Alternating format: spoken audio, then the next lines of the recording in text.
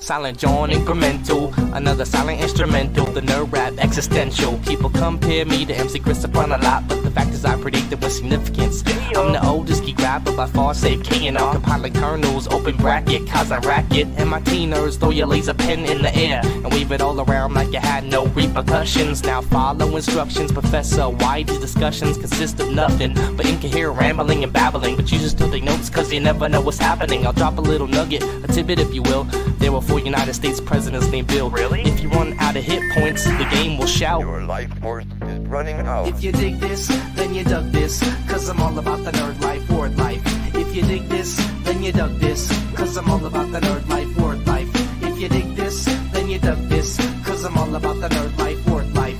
If you dig this, then you dug this, cause I'm all about the nerd life, word life, yeah. Let me start again, put it on like a cardigan, swinging like my name was Mad Mardigan, which reminds me, Warwick Davis was Willow and a knee walk, Leonard Nimoy was Galvatron and Spock. That ain't typecast, I don't know what it. Talk about predestiny, nobody gets the best of me. I've only played one role my whole lifetime, the nerd lifeline, stream through a wicked pipeline, so no one can bite mine, cause mine is original and I write rhymes to burn on a CD, play in the mini V. Soccer moms yodel back, yodel at belittle me. I got a sidekick, I gotta stay connected. Watch out for my decom or you'll get infected. And you don't wanna be one of my bots, cause I see it all like Sauron the Cyclops, and I won't hesitate to drop your whole net block if you're acting up and you're dumber than a pet rock. I'm about this nerd life, as you can see, spreading like a virus on MP3. On MP3. STC. Shoutouts to Vic, Agnostic One, up with fucking Silent John. Yeah. Nerd Life, graphing calculator, HP48G. The G is for gangster. Digital shit, yeah. You know how we do.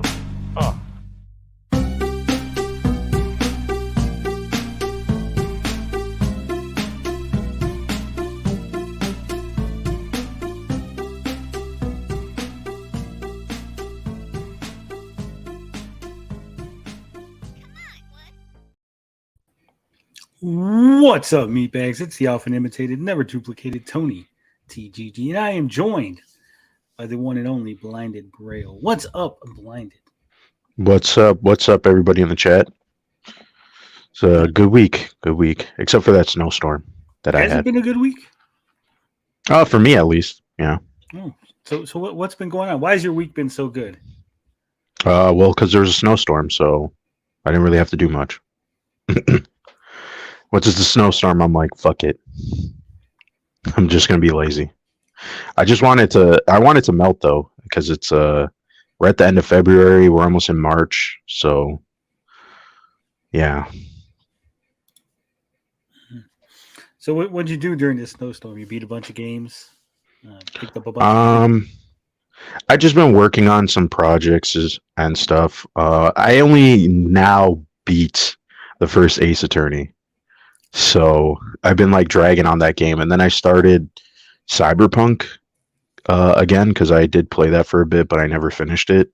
And I always had problems with the game besides the bugs, of course. That game is I'm very conflicted. It's such a waste of potential.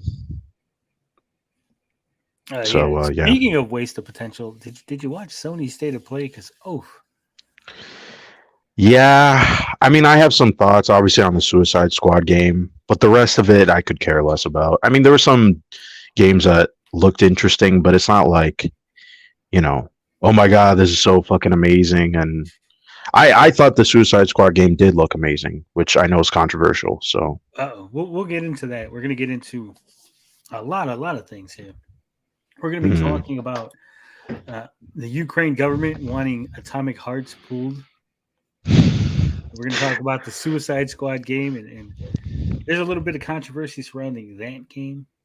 Mm-hmm. Of course, we're going to be talking about E3 because Nintendo now confirmed that they're no longer going to be at E3. Yep. We're going to talk about DK Oldies. Of course, there's something going on with that. There's always something going on with that. Oh my god. We're gonna cover the state of play. We're gonna talk about some of the games, some of our thoughts. We'll give a better discussion on the whole state of play because I have lots of thoughts. Also, we're gonna go over the Marvel's Avenger former creative director apologizing for the game being so shit. Oof. Big oof. Yeah, and of course, we got to talk about the biggest game of the year so far, hands down. Hogwarts Legacy, so big that they're talking about giving it its own HBO series. So lots and lots of things. Now, as for myself, my week, it's not been great. Not been great. As far as streaming was awesome. I've been hanging out here with Hammock Man. We've been going over the Intellivision Amico documentary, really getting into the dirt, into the nitty gritty, getting into the weeds, entertaining the masses. So that's been good. Personally, not so good. I had a couple of issues that I had to work through. Been getting some help from the very, very brilliant, astonishingly brilliant Saggy Melons. She's been helping me out. Good friend.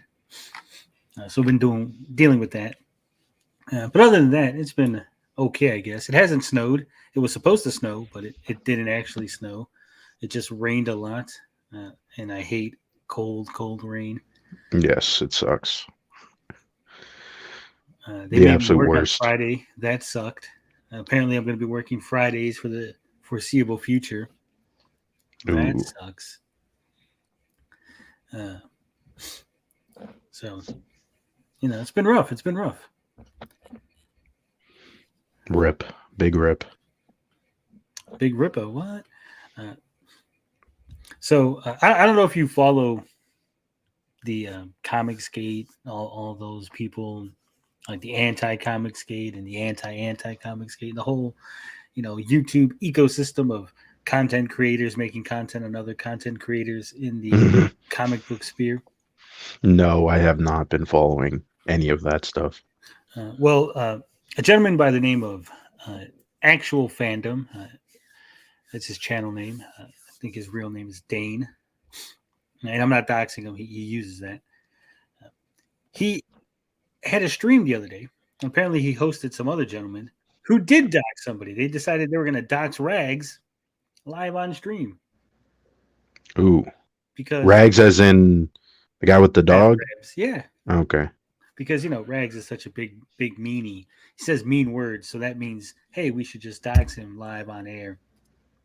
Because, it's all fun and games, right? It's all fair in love and war, I guess. If he says mean words, we dox him. Even though they're supposed to be the quote unquote good guys, right? They're the good guys. They're fighting for comic books to just be comic books. They want to get rid of the culture war. They say, hey, those rightoids, those chuds as they call them, right there, they're evil.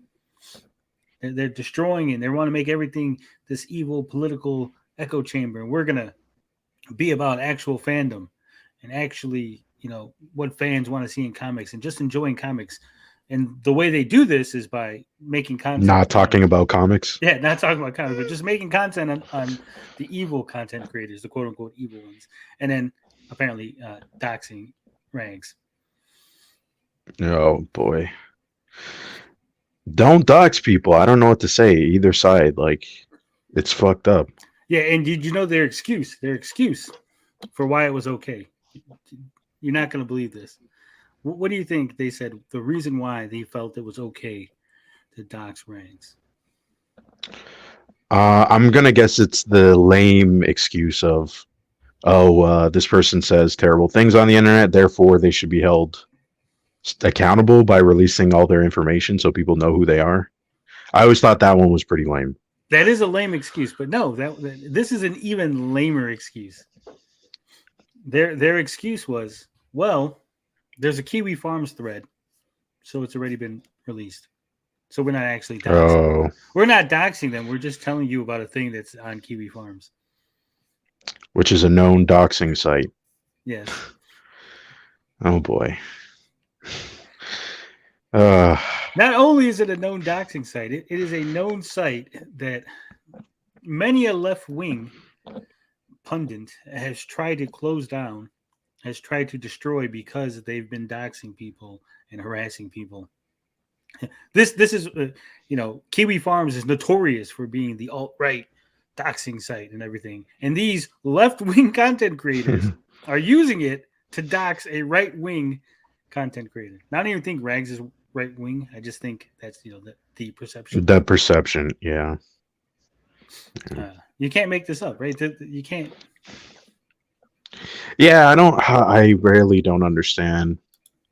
I mean, they're gonna if you really just want to criticize people, again, just criticize them. But why make it like personal? Where like once you put out a dox, that's an open invitation for people to harass another person, right? That's the only reason why you would put out a dox.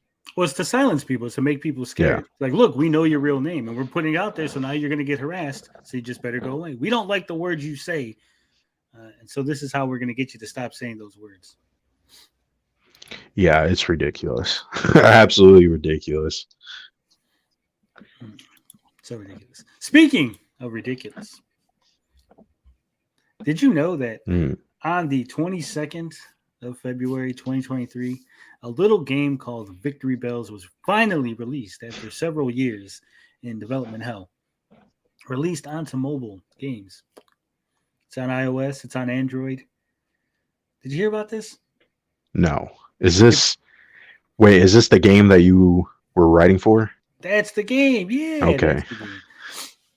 How could No, I didn't realize. Yeah. So luckily for me, you don't have to play the game. If you want to see the cringe-inducing writing that I was paid for, somebody by the name of HQ Hard Mode, he uploaded Orion Story Volume 1, which I wrote. And so, like I said, it is a ship girl, waifu, World War II strategic mobile game. It's the best way I can describe it. You get ships. Each ship has a spirit that is a sexy anime girl. And you battle other ships that also have spirits of sexy anime girls. It's a weird thing. Oh my god. Like I said, so if you're interested in seeing the cringe-inducing story that I wrote, there it is. Like I said. Now I'm going to look through this, clip it, and then share it on Twitter to expose you. You should. Because there's probably a gold mine in here. There is. It was very weird, right? Like, it wasn't like I didn't create the character. They weren't like, hey, we need a character created. No, it was like, here's a bunch of parameters that the character exists in. Now write us dialogue that fits within this parameter. Like, we're going to tell you that the character's height, the character's weight, their national origin, and we're going to tell you like that they're peppy or flirtatious or whatever, right? And they gave me a couple of descriptors, and then they go ahead, write a bunch of dialogue, and you got to make sure that the dialogue fits within the parameters of a mobile game, because you only allowed so many characters per box, right? And they only want to have so many boxes, right? They didn't want things to carry over, like the end of the sentence, and then just have like one word on a new box, because then it's a waste of data, right? Yeah. So they're like, try to make it within 100 and some characters, and you had it formatted in like, okay, now they talk, now the player character talks, now they talk, now the player character talks. Now give them a choice. Now you got 3 choices, and now you got to write dialogue that goes with each choice, so it makes it feels like the player actually matters what they're choosing, right? And then eventually you're going to get a branching off choice, where if you want to be friends, you want to friend zone your waifu, or do you want to try to hook up with her? So I had to write all of that, pages and pages of dialogue. And since they really didn't give me much to go on, right? Like I said, like they didn't give me backstory, right? They weren't like, here's all the lore of the game, right? They're just like, here's the character and here's some things about the character. So I didn't know any of the lore. I didn't have any idea what the battles were that they were going to fight in each level, right? I couldn't even like, oh, you just like blew up 6 ships, right? I couldn't even reference that because I had no clue what the hell was going on. Right? They didn't give you a plot outline or anything. No, I made the whole story of the character, right? Like when you go through their personal story, that plot is all mine. I created it. I created the side characters. I created the plot line. I actually introduced new lore into this because I had no idea what was going on, right? Because like I said, they didn't tell you a lot of stuff. They're just like, it's a need to know basis, and the game is a work in progress. So, boom. So yeah. So like I don't even know if like some of the stuff here is going to conflict with some of the stuff in the main story, or some of the things in some other character stories, because there's like 30 or 40 ships, right? It's probably more. So it was a monumental task that, of course, I was up to the challenge of doing, and I've waited like 6 years before this damn game got released. Jesus. See people's, impressions of this, and apparently people like the stories that I wrote. Is there a review for this mobile game? Not yet, but I was in the Discord and I was seeing like some people's reactions. Oh wow! Is this on? It's on iOS, right? And Android. Okay. Is it on iPad? iOS. I'm gonna look it up and see. Probably. I'm assuming it is. But like I said, it is. It is.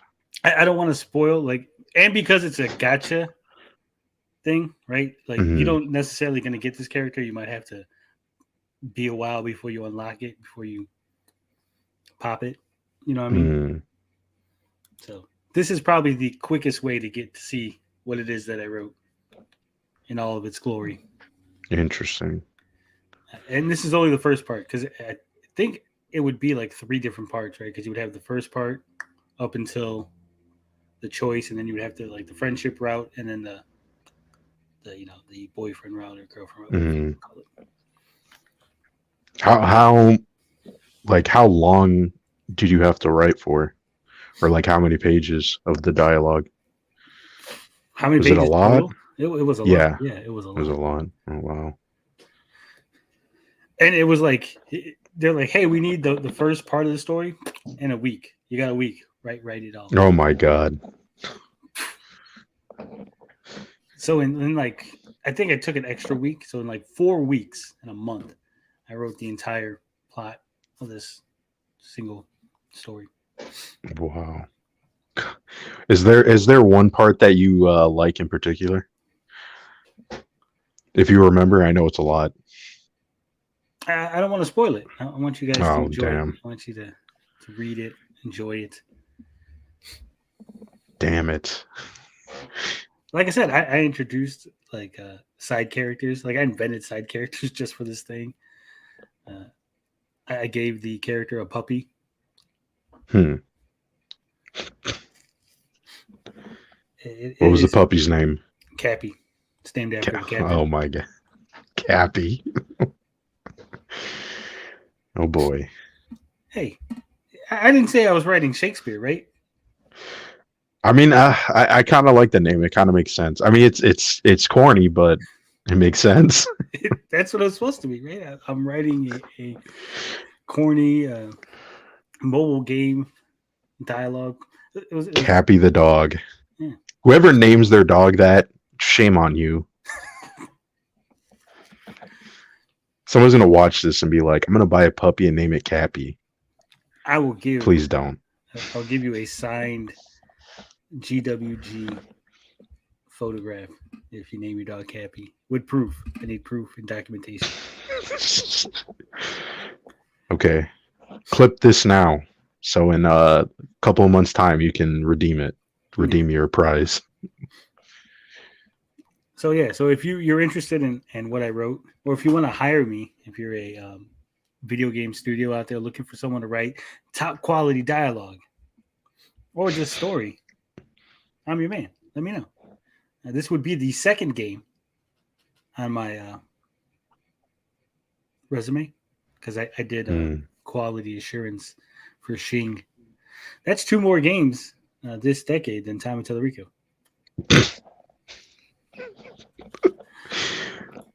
Got him. Got him. All right. I think it's time. We got people here. They're all waiting. They're interested. They want to know. Did you see Ant-Man 3? I have not seen Ant-Man 3. That's what they want to know. I'm probably going to... I've heard so many bad things about it. I'm probably going to wait until it hits. I feel like you're the one who's going to like it, and it's just going to be like, yeah, I just expect that to happen. Like, oh my God, it's the greatest movie ever. Yeah, just like out of the blue. Be like, oh my God. I can't wait until Finbar comes back because I'm sure he's going to just rip apart the movie. Good Lord. So I'll be waiting for that. He might love it. He's probably going to love it. He's going to be like, it's a fantastic movie. It's the greatest love story of all time. Sure. There's no romance in this crappy movie. So womp womp. Womp womp. What are we talking about? I thought there was a romance between Michelle Pfeiffer and Bill Murray? Bill Murray, yeah. Yeah, for like one scene. It's no romance. They just mentioned that they might have had a romance. And then like Michael Douglas is like, what? What the fuck? It's like a joke. A really shitty joke.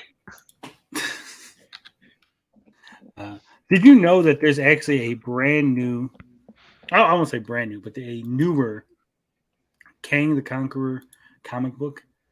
Yes. So I have a feeling that they're going to adapt some of the things in that. Possibly. I mean, I keep saying this. I do not like Kang at all. One of my least favorite Marvel villains. I think he's either goofy, he's kind of ridiculous. Sometimes I can't take him serious. So I'm not looking forward to what they do with Kang. Unless it's, they change it up significantly. Kind of like Earth's Mightiest Heroes, that cartoon. They did Kang pretty good in that cartoon. I didn't like how they did. Was it Earth's Mightiest Heroes or Avengers Assemble? Which one? Where they had the Beyonder, but he was like all technological. Like he didn't have cosmic powers. It was just like he was really advanced. I think that might be Avengers Assemble. Because I don't even think they even got to anything that deep in Earth Mightiest Heroes. It was only like 2 seasons. No, I'm pretty sure Avengers Earth Mightiest Heroes had 5 seasons. No, it only had 2. They didn't even get to 3. It was canceled, and then apparently it's supposed to be the continuation is Avengers Assemble. Yeah, that's it. I got it backwards. Yeah, it's the other way around. Yeah. All right. So yeah, the Avengers Assemble one, they had the Beyonder, but he was like all instead of having cosmic powers, it was all like his tech was so far advanced. It was like he had cosmic powers, but he wasn't quite. And they defeat him by giving him a computer virus. And then like the last season of that is all like Black Panther for some reason. That's weird. Yeah. All right. So that actually might be Kang. Let me cut you out. Okay. In the chat, Oliver Gingold was asking what the name of the video was. It was Hard Mode HQ Orion Story, but I put the link in the chat directly to the video if you want to watch it. Because he says he's not downloading any gacha game. You Super J says Kang is an Avengers jobber. Never wins, always gets outsmarted about time travel when that's his thing. Yeah. He's just lame, just super lame. He's Kang the Conqueror. He conquers things. Except he doesn't. The Master of Time. I don't even like his variants either. They're not variants, but they're different time periods, It right? depends on when the comic takes place, because sometimes it's like, oh, that is Kang, but an earlier version of Kang, right? Yeah. But then sometimes it's like, well, that's a different Kang.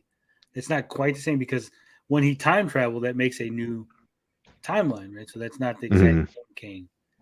So it all depends on which comic you're reading. Sometimes it is the Mhm. exact same Kang, and that's his life going through, even though he goes through different timelines and interacts Mhm. with himself. Like there is a string that you could follow that goes through all of it. And then sometimes it's like, Mhm. no, that's there's only one Kang, and the rest of them are just like variants. Weird. And then Also, sometimes Kang Kang is takes, also very rapey. yes. Very rapey.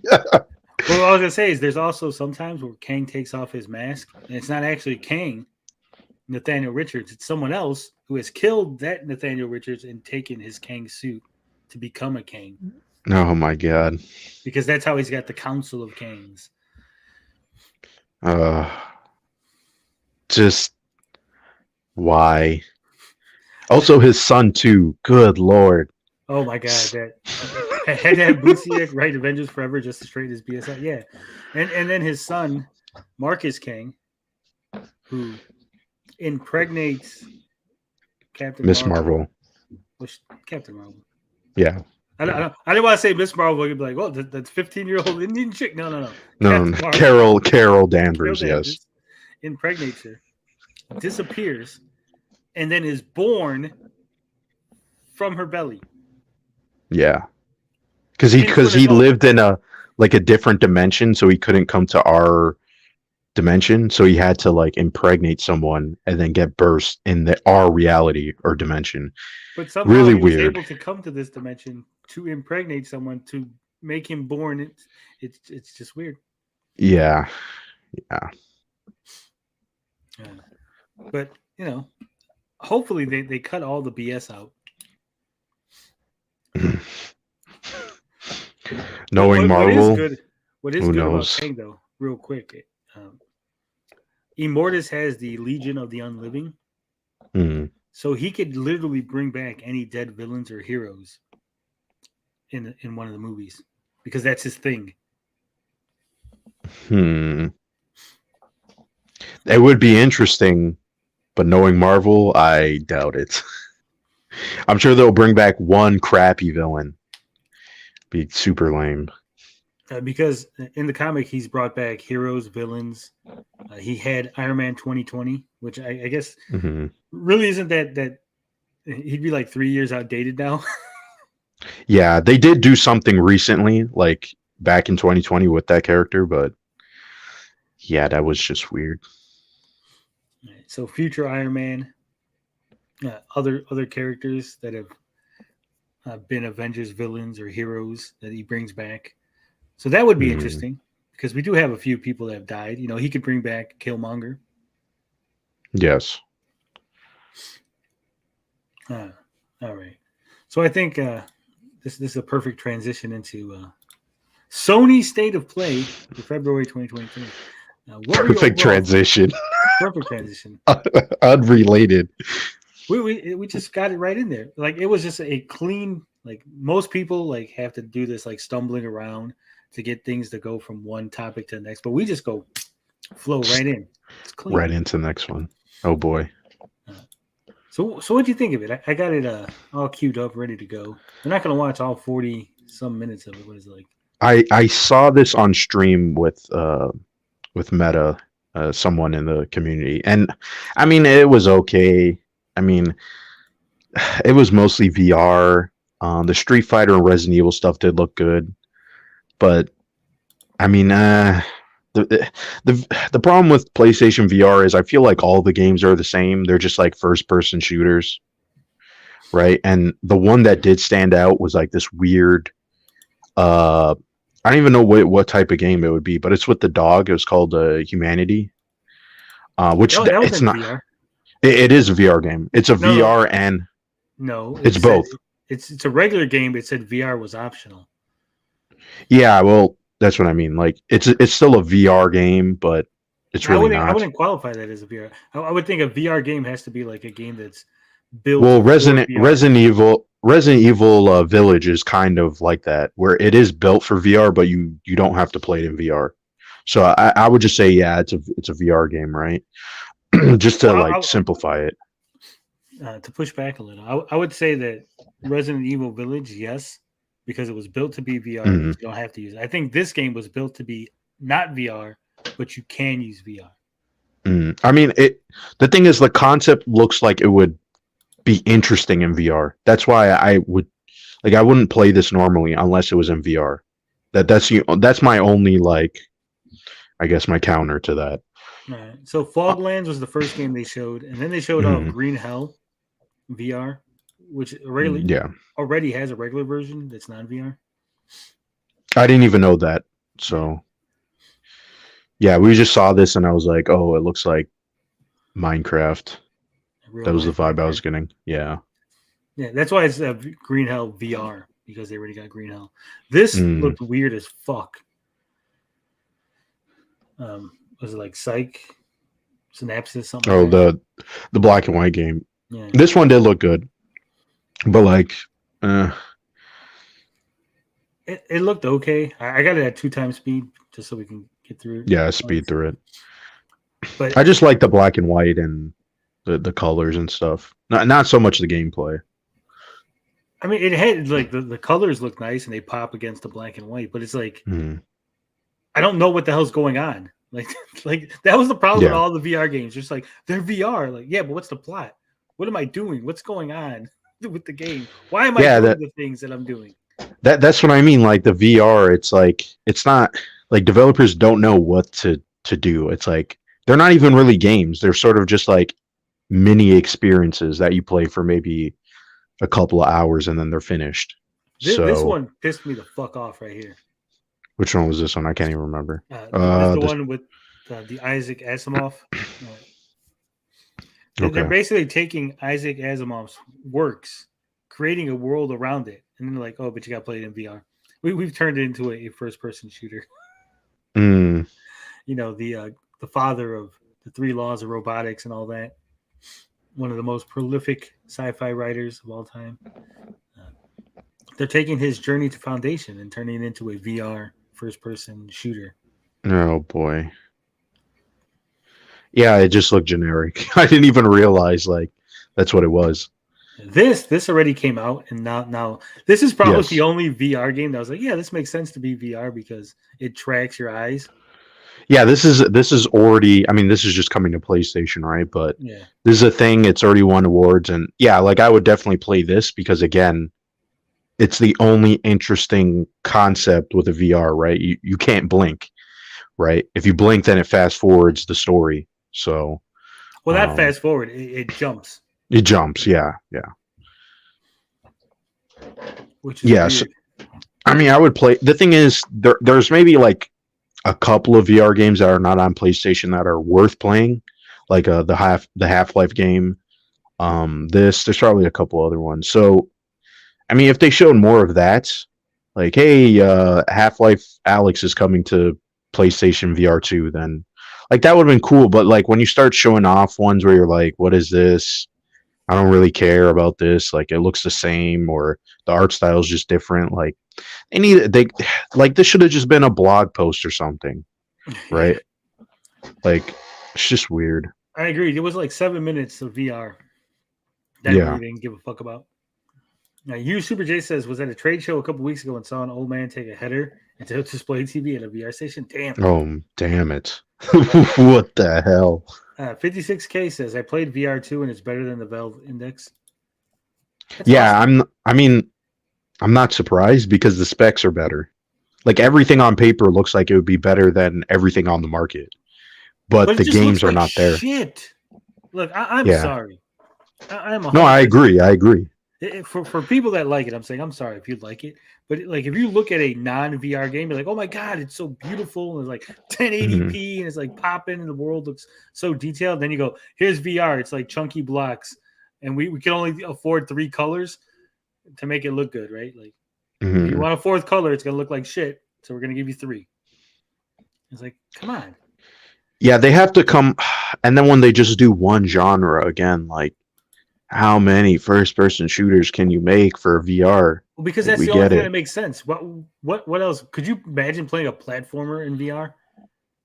Oh, like where Um, jumping is your main mechanic. That's like how would you even do that in VR? yeah, like how would I mean the thing is like I think it can be done, but you would have to sit down and experiment and like this is not something you could just easily rush out, Yeah. Well, right? see, James Whitman, he says I bought a putt VR game. That would make sense, right? Like a Mm, putting game or a golf game, even a baseball game, like to swing or to throw in the VR. mhm. That I could understand.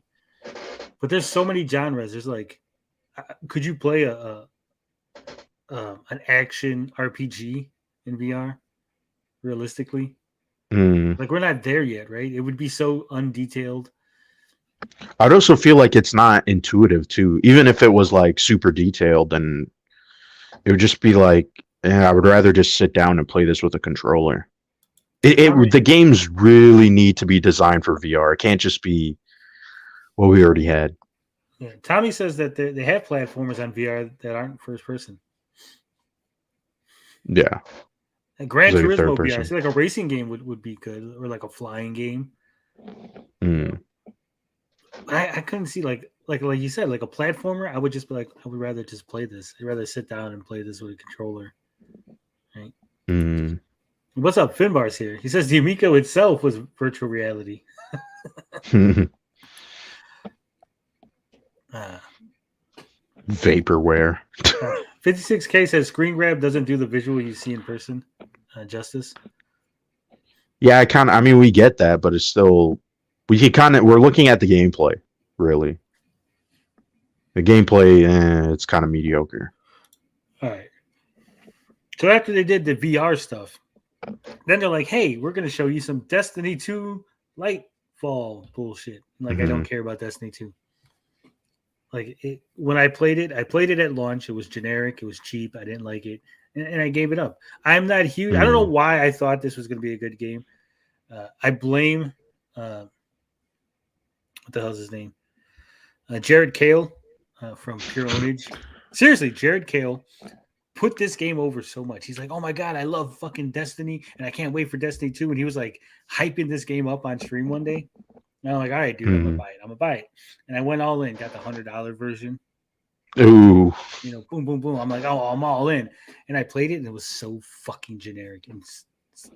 And then like all the good stuff is like, oh, you want the good raids and shit? Oh, you got to do that in a group. You can't do none of that shit's like solo content.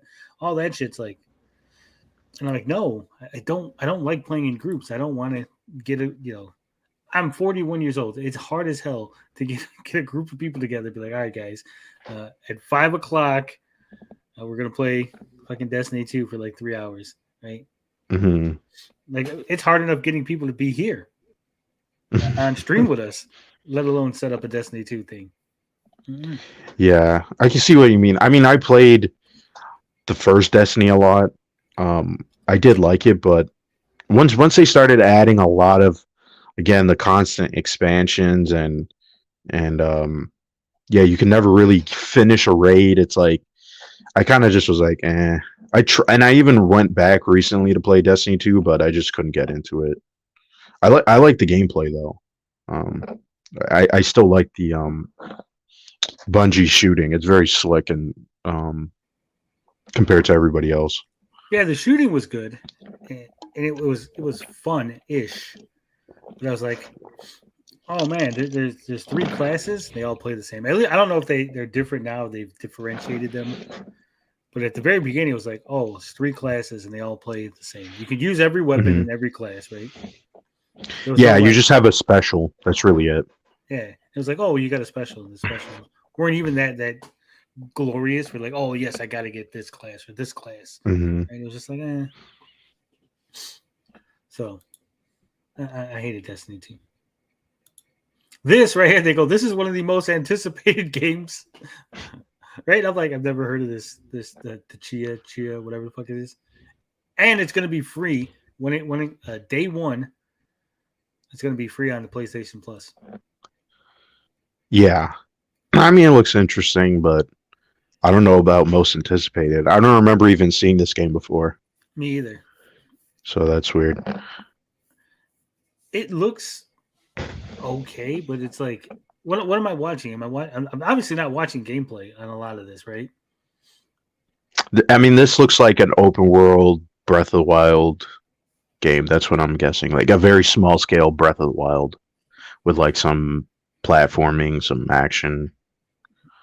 And it's based on the island of Caledonia or something like that. So Mm.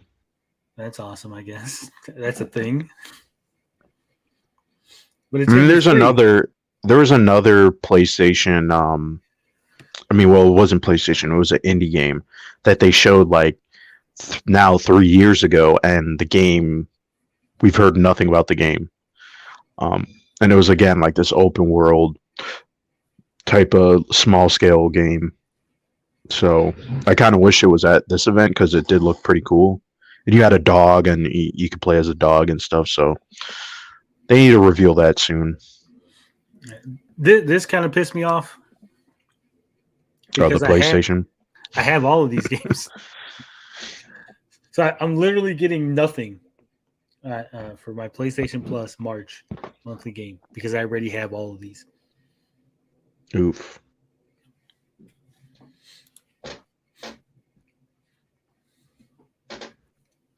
And they are fun games. I never beat Code Vein. Mm. So I got to go back. And then Minecraft Dungeons, they started adding a bunch of like season stuff and like passes and like all kind of crap. So pissed off. You bought Battlefield? No, not Battlefield. I said Minecraft Dungeons. Okay, the two games that were there. I think Battlefield was free right on PlayStation Plus before. Pretty sure. And then the games that are being added to the catalog, I already have the Uncharted collection. I bought that. Mm-hmm. I bought Immortals Phoenix Rising because that was on sale. Rainbow Six I don't have, but I'm not interested in it. That game's crap. The game we just talked about. And then Ghostwire Tokyo. I remember when this came out or when it was coming out, everybody was talking about, oh my God, this game looks so good, blah, blah, blah, blah, blah. And then it came out and I was like, crickets. Yeah. I mean, people were saying it was like a sleeper hit last year, but I've been waiting for it to come because it's also going to come out on Game Pass 2 next month. So that's why they're putting on PlayStation Plus. You Super J says, my kids are super excited for Minecraft Dungeons. It's a pretty decent game. It is, in all honesty. But they added a bunch of like season passes and stuff into it to like unlockable cosmetics and shit that I really didn't like. And they have that new Minecraft that's coming out in April. I forget what that game was. They recently showed it off. The one where you're going around fighting people with mobs? I guess. I don't know. It looks like Minecraft Dungeons to me. Like I don't really pay attention to the Minecraft stuff. I think it was like Minecraft something. It's where like you go around and you get mobs and then you like have your mobs fight other mobs because like the Minecraft world is getting invaded by something. They kept showing it off. But I haven't heard anything in a while. Uncharted, I've never played a single Uncharted game. Can you believe that? I can believe that. I mean, you told us. But I haven't. So I'm going to work through these. Probably this year. This will be part of my 52 games. We should probably start with the first 3 games because that collection is only 4 in the DLC. Well, I have the other collection too, so don't worry about it. Okay. I'm the kind of person when things go on sale, like, oh, this is $5, I'll buy it, and then just never play it, and just sitting. No, I'm like that too. Collecting virtual dust. This is the it just goes to the back lot. Yeah, the Rainbow Six. Oh, Humanity. Yes. Yeah, this thing looked weird. Like it starts off real simple, like, oh, you're just guiding people. And then it looks so weird. That's why I want to play it because, like, what the fuck is this game? And then it started getting all like, okay, now we're getting more crazy. And then all of a sudden, like, oh, there's bad guys and you're fighting against them and you're pushing shit. And lightsaber battles and all this type of shit. I was like, what the fuck? And then you can like build your own maps and so it's like, I'm guessing it's like a puzzle game of sorts. Yeah. I don't even know how to describe it. Yeah. It's a Lemmings game. Have you ever played Lemmings? It's the same way where like you have to guide a group of people to an exit. Mm-hmm. That's all it is. You have to guide the people to the exit. And then Yeah. and then I guess it opens up with like more abilities and more different things, But it's essentially go from point A to point B with as many people and as long of a line as you can. Mm-hmm. I mean, I'm sure it's going to be fun, but it's going to be one of those like super complicated where you're like, this is fucking ridiculous. Like, look at this shit. Yeah, it just looks fucking all over the place. Like, holy shit. Yeah. I mean, that's the only reason why it stood out. It was like, what the fuck? This looks like it's going to be just like chaos. It does. This next game. Oh boy, there's so much controversy surrounding this game. Really? Okay, I'm interested. Because they keep showing this game, and it's like, I thought this was already out. No, which is part of the controversy. So you're probably like, hey, this game looks familiar, right? Mm-hmm. Well, they showed this game off years ago. But what happened was they decided to redo the game from scratch. They took the narrative and just threw it in the garbage. And you might be asking yourself, why? Why would a studio take all the work that they've done and the game was ready to be launched and released? Why would they start back from scratch? Well, turns out that the head writer used to work at Kotaku, the head narrative writer. But it wasn't just anybody, right? No. You see, there was a Kotaku writer who did an article about pornographic games. And fuck? Yes, there was an article. It was basically like, hey, these are these knockoff porno games or whatever, right? Okay. Yeah, I'm going to bring up the article. Okay. So. Yeah, we need to get into the nitty gritty of this situation. What the fuck is this? We always get into nitty gritty. So we actually covered this, I think, this article, because it's 2019. Maybe I covered it. But animated video game porn could be a lot sexier and less gross. This was written by Kate Gray. They actually had to remove certain parts of the article because Miss Kate Gray decided that it was a smart idea to include screenshots of a Harry Potter porno game that featured the underage Harry Potter characters partaking in not safe for work activities. Oh my god. What? Who approved this? The editor. I don't know. So my god. That's why the editor's notice says, this story is part of our regular coverage of the intersection of sex and games. Originally included screenshots from several porn parodies with a note that they were not safe for work. We've since removed those images. While the intent of this article is to provide a snapshot of the kind of gaming and geek porn that's out there now, it's clear in retrospect, in terms of the images and the analysis you expect from us, we made a mistake. Readers are understandably uncomfortable about these kinds of depictions of characters who are often depicted as or thought of as teenagers. I am too, and apologize. No. They're not thought of as teenagers. They're not depicted as teenagers. Harry Potter characters are literally children. Yes. Right? Harry Potter, Hermione, Ron, all of those characters, they're not adults. They never were adults. They were children. And this writer thought it was a good idea. They since, quit Kotaku, quit writing, and they, I guess they were using a pseudonym, or they were going, low key, like they didn't really connect anything to their past. Mm-hmm. Of course, people found out, and they're like, "Hey, how are you gonna have this person writing the narrative?"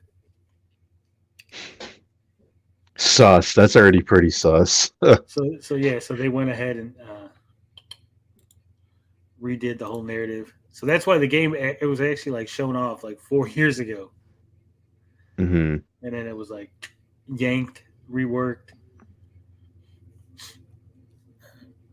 Okay, well, I mean, good, but it's still Not gonna buy it. I mean, it It's looks just like a really dumb, like visual novel, yeah. furry thing.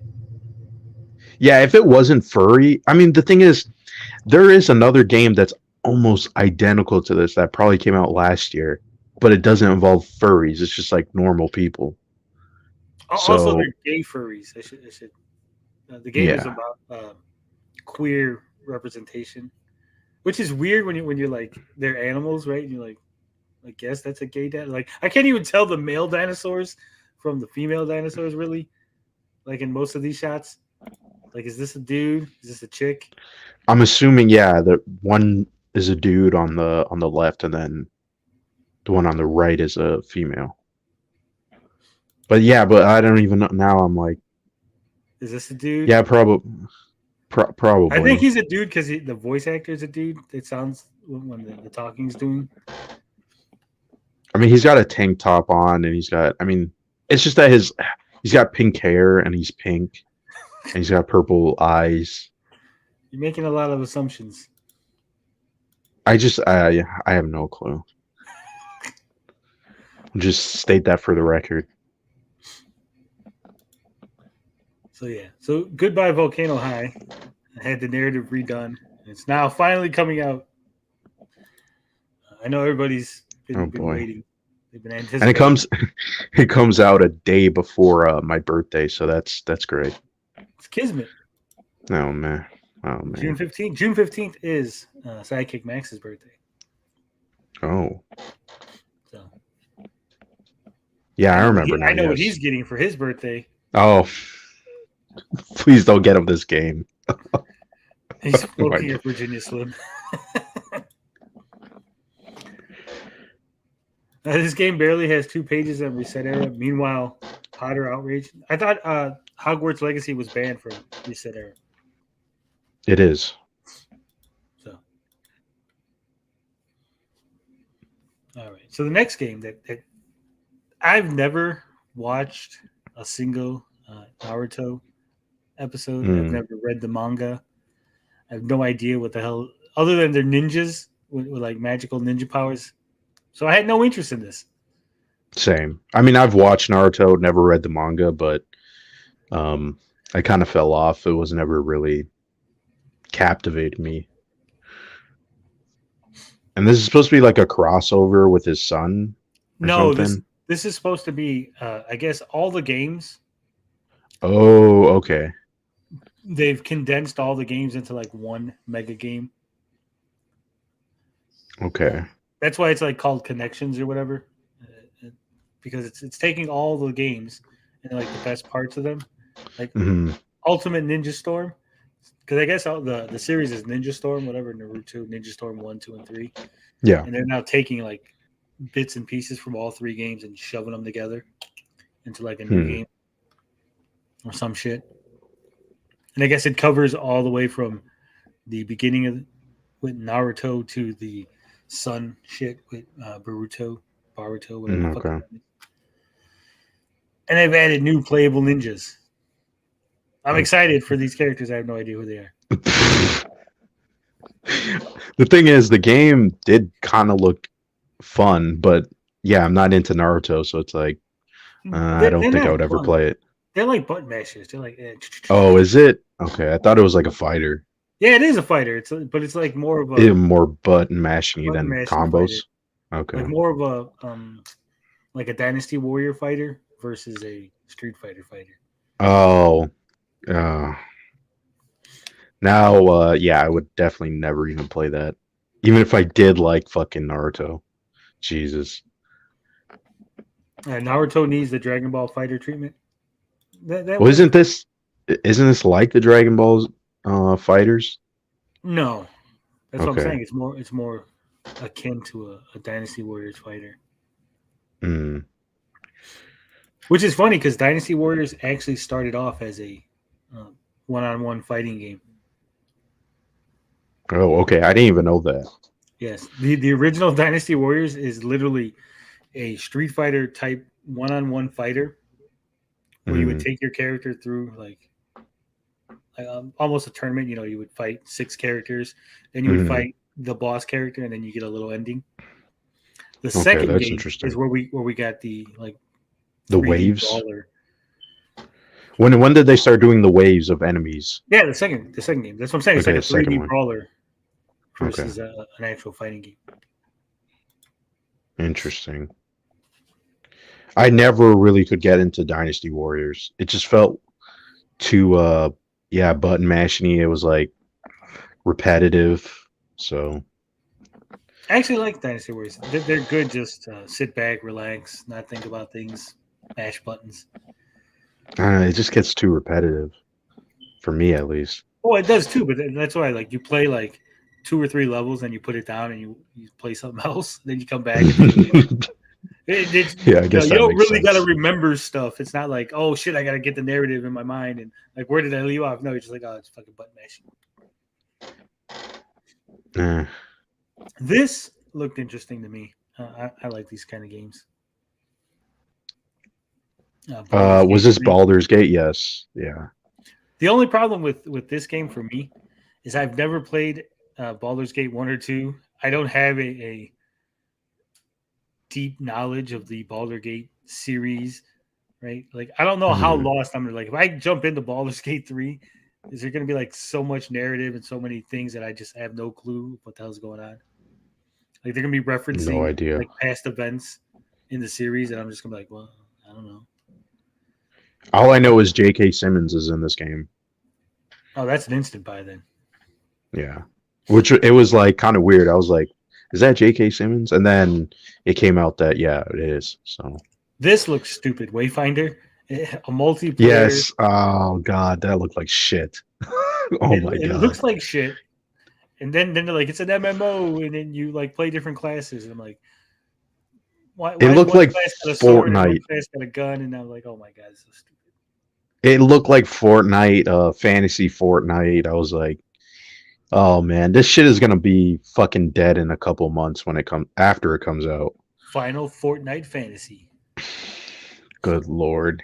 Yeah. Like this is the stuff where you're like, what the fuck are they thinking, man?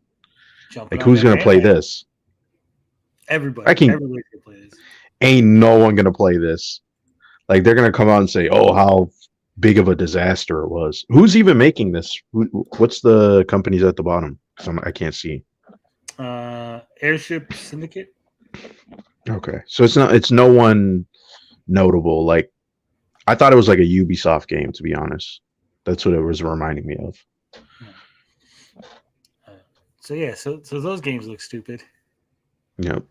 So there's one game, Baldur's Gate, so far. Street Fighter 6, I'm interested in. But this was just like, oh, they're showing off 3 of the characters. I wasn't really. Yeah. It looked to me. I thought the visuals of it was really impressive. Like it was definitely a step up compared to 5. Oh yeah. Which, yeah, I don't think I've been watching the gameplay for 6 a lot. So this was like, oh wow, this actually looks like a massive improvement. I know one of the things people complained about was that Cammy. So spoiler alert if you haven't seen it, Cammy's one of the characters revealed. She's not in her classic outfit. And people are like, Capcom gone woke. They don't want to show booty. Really? I mean, she's been what? That was what they said.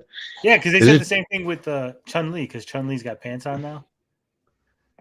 Yeah, but like you can see her thighs jiggling. What the hell are they talking about? They want to see the skin. Oh my God. I just think it's all stupid. Like this is that is stupid. What the fuck? Like it's a series of games, and I'm like, obviously they're gonna evolve and like they're gonna wear different clothes. Like he's gonna have 6 games that they've all wore the same clothes every single game. Like no, like they're gonna want to put different clothes and with all the DLC and everything going around now, right? It's like they're gonna charge you $5 to get the classic costume because they know you're gonna pay for it. Why wouldn't they? Right? Yeah, it's Capcom. Yeah. This character looked weird. Yes, she did. Because I'm like, this is like a little girl character, and I'm like, Capcom, what are you doing? Like, yeah, more of this like lolly crap. Yeah, I was like, who are you pandering to with this? This is just left a bad taste in my mouth. Yeah, definitely did. Also, isn't this character like supposed to be from? I'm like, because they're supposed to be based on different countries, right? Yeah. So what country is this character from? Because I was looking and I was like, this looks like a mix. I'm guessing somewhere in South America, but like, I'm getting like a Native American vibe because yeah, that too. That's what's like throwing me off. But it's just too bright though. The colors, like the pink and all that stuff. I'm like, it's not Native American. But then like you look at her headband, and so I'm like confused. I'm like, yeah. yeah, but look at T-Hawk. T-Hawk is a perfect example. He has Native American dress and everything, and then they're like, Mm. but his level is in Mexico, and then the story reason was that his tribe was attacked by bison, and then he fled to Mexico, so that's why he's Native American, but he's fighting in Mexico, so we can give you a Mexico stage. Zudijin says it's supposed to be Yeah. T-Hawk's sister. So there you go. Okay. Okay. Yeah, so it's probably the sister that grew up in Mexico.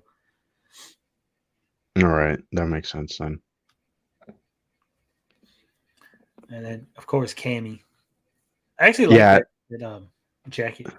I did like her redesign. Yeah, so that's why I was like, what? People are actually saying that? Isn't there like an ass shot? Look at that. Like, yeah, what the what the fuck are people talking about? You know, if it's not like ass jiggling, if she's not like half naked in the thong, people are like, no, this is not this woke. It's gone woke. Oh my god. I mean, they still have the like I was saying, like they have some crazy jiggles because I saw Chung what's her name? Jesus. Chun-Li? Yeah. I seen gameplay of her, and it was like everybody was like, "Whoa, what the hell's going on here?" You could see her ass shaking and shit. It was like, God damn. They put in all these details just to make that ass jiggle. What the fuck? Cammy going to be top tier? She probably is. I don't know. Like I said, people are they push back. They want like the full blown ass because the problem was with Evo, right? Mm, Being broadcast and having to be safe for work, they had a lot of issues. Like there was ass jiggling in 5 that they took out on the select screen. mm. And they made a bunch of concessions, like you can't use this costume, you can't use that costume because Oh wow. it's not safe for work ish. And that's the same reason why DOA got toned down because they wanted to be at Evo, and they're like, hey, you Hmm. can't have all this jiggling and all this because it's not family friendly. Weird. Yeah, so I that's mean, why people are complaining about this because they're like, well, obviously they're doing this to get but into isn't Dead or Alive M rated? It's not not the teen rated. not the new one, I Not think okay. the latest That's one. that's weird, but yeah, okay. There's a lot of fighting games coming out this year. It's kind of wild. They have Street Fighter 6, Tekken 8, and then on the same day as the state of play, Warner Brothers said that MK12 is going to come out this year. So, yeah, that's kind of interesting. I'm not. I'm curious. I'm not really like a big MK player, but after Mhm, playing the two, 11 and 10, I'm kind of mhm. curious where 12 is going to go with the narrative because of all the time travel shit. Yeah, I don't really like the time travel stuff in 11. It's just like, eh. And then Well, the boss, I hated the boss. The boss was just like oh, the boss fucking is cheap as fuck. yeah. Don't even get me Absolutely started. hated that fucking boss, bro. 11 was so because if you haven't played 11, there's like so many mechanics in the game, and then the boss is like, Mhm. nope, can't do any of that. Yep. Yep. Oh, you want to combo me? No, I don't allow you combos because I'm going to disappear and move around. And like, Fucking bullshit. yeah. I think, and this is just my theory. Don't take this as gospel, but I think they've been doing the time travel stuff and changing things around and killing characters off Hmm. because of the Ed Boon and John Tobias split. And I think certain characters uh, they would have to give royalties, right? Hmm. And so the newer characters, because they're NetherRealm Created. Yeah. created, they don't have to give royalties. So I think what they're trying to do is they're going to use this narrative to reset things and then be like, well, see, these characters are different now, and this is a different guy, and this blah blah blah. So yeah, so instead of Kano being the head of the Black Dragon, it's actually this other guy. You know, they can introduce new characters and change things around because of Liu Kang, the Fire God, now being in charge instead of Raiden, and then they made Raiden mortal. So I think they're gonna like move a bunch of shit around and shift things to be like, haha, we're not paying you any fucking royalties for any of the characters you created. Because they just like killed off like a shit ton, like Goro, Kintaro, Motaro, they all just disappeared. Yep. I wouldn't be. I mean, kind of makes sense the way that you put it. Yeah. I'm just surprised that they're making a 12 so early. Like, what happened to Injustice 3? I mean, I didn't like Injustice 2, so I was kind of hoping they would make 3 first, because the whole gear system in that game is a fucking mess. Like, I couldn't even. I fucking hate it. So, and I thought they could do like the multiverse stuff with Injustice 3, like have Dr. Manhattan and the Batman Who Laughs. Like, I hope that eventually happens, but we'll see. Who knows?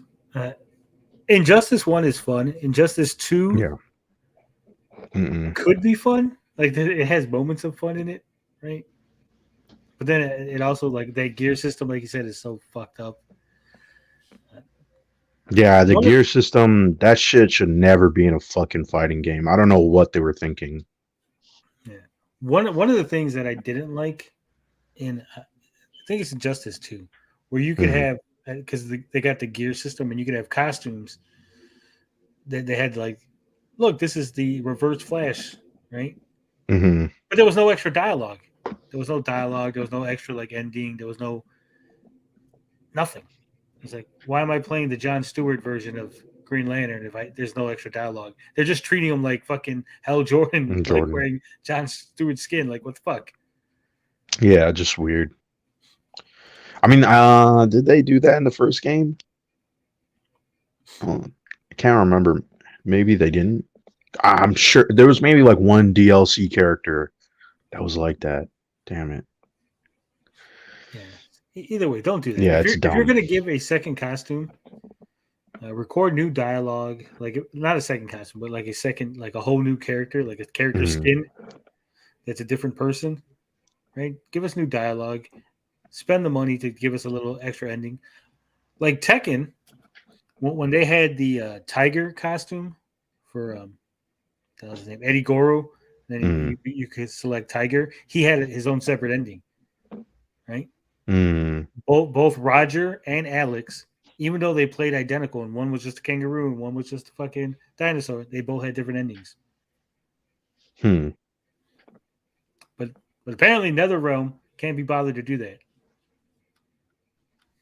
Yeah, just pure laziness, or just don't do it. I really don't like character skins. It's like, like I can kind of understand where it's like a character is very similar, right? Like, okay, Green Lanterns, but like, why did you really need Hal Jordan to be Green Lantern in the second game when he was in the first game? Like, why not swap him out with a different Green Lantern?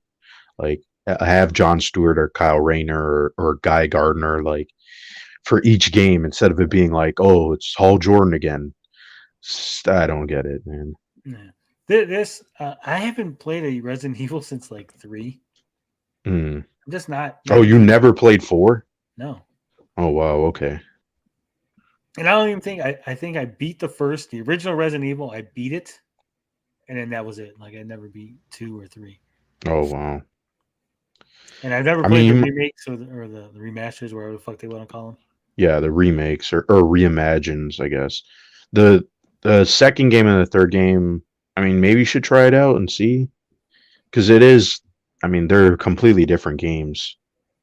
So, I mean, this did look good, though, Resident Evil 4. But I'm not buying this day one, though. Like, these games go on sale so quick. Like, Might as well just wait, even though it does look good. And I still haven't finished 2 and 3. So that's just sitting on my my PlayStation 5 right now. So I'll get around to it. There was a controversy about Resident Evil 4 too. The new one, or just like in general? Yeah, the new one. Okay. Yeah, I didn't hear any sort of controversy. How do you not? You don't hear nothing. Like, what do you do all day, blinded? If it doesn't appear in my feed, I don't hear about it. Obviously, you don't care about sexy women in gaming. Maybe that's why. Because Resident Evil 4 Remake removes Ashley's iconic skirt. They removed the skirt. Okay. I did hear about this. This was this was started way before the state of play, though. Yeah. So if they're still complaining about this, damn it! Hold on. Why would you write an article and then not include the images? You fuck that. Damn. Yeah. This was a controversy since I feel like last year. Whenever they showed the character Ashley, and then people were like, "Oh my god, they completely redesigned her," and it was like, "Well, of course." I mean, like, did you guys not completely redesign her? They changed her costume. So here it is. But I mean, the thing is, 2 and 3 are dramatically different games to the original. So, but all they kind did of was change expecting her skirt into shorts. What was it? Just that? What? Just was like, you cannot look at her panties anymore, because in the original, these are not safe for work, gentlemen. See, like, you could see when she falls down, she has a skirt on. She bends down.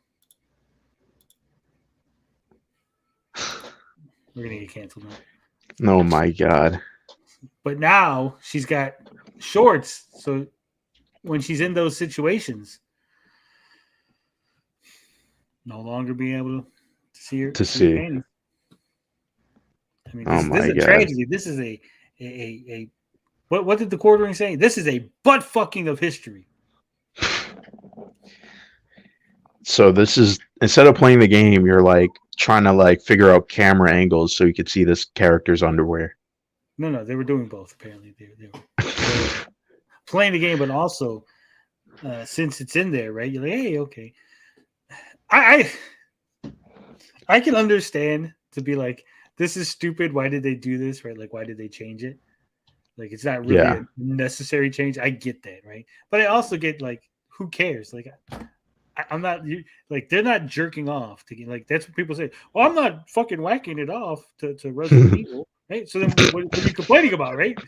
Like, if you were like, I'm whacking it to Resident Evil 4, then I'd understand where you're mad, right? You're like, I'm mad because I can't whack it no more.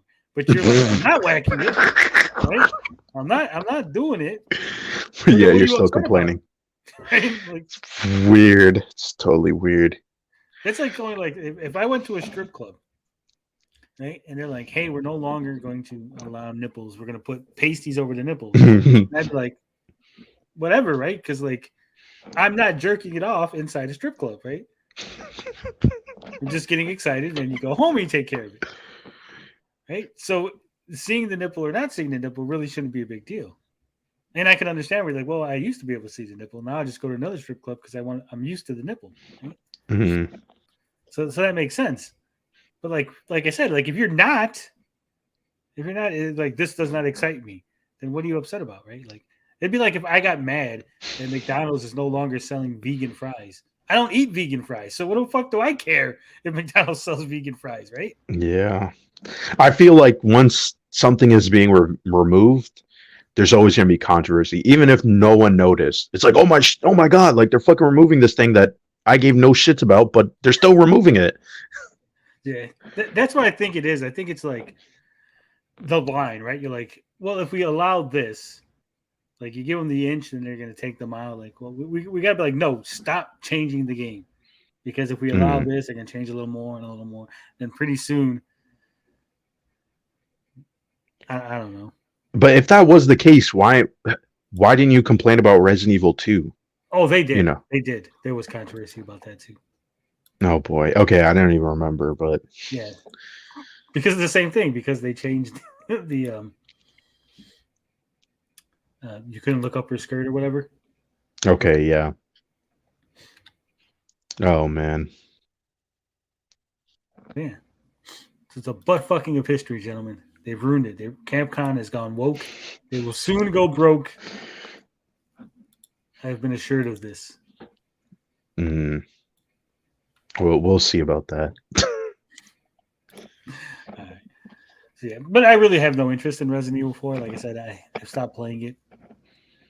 I Mm. have no interest in the mercenaries. I don't think anyone does.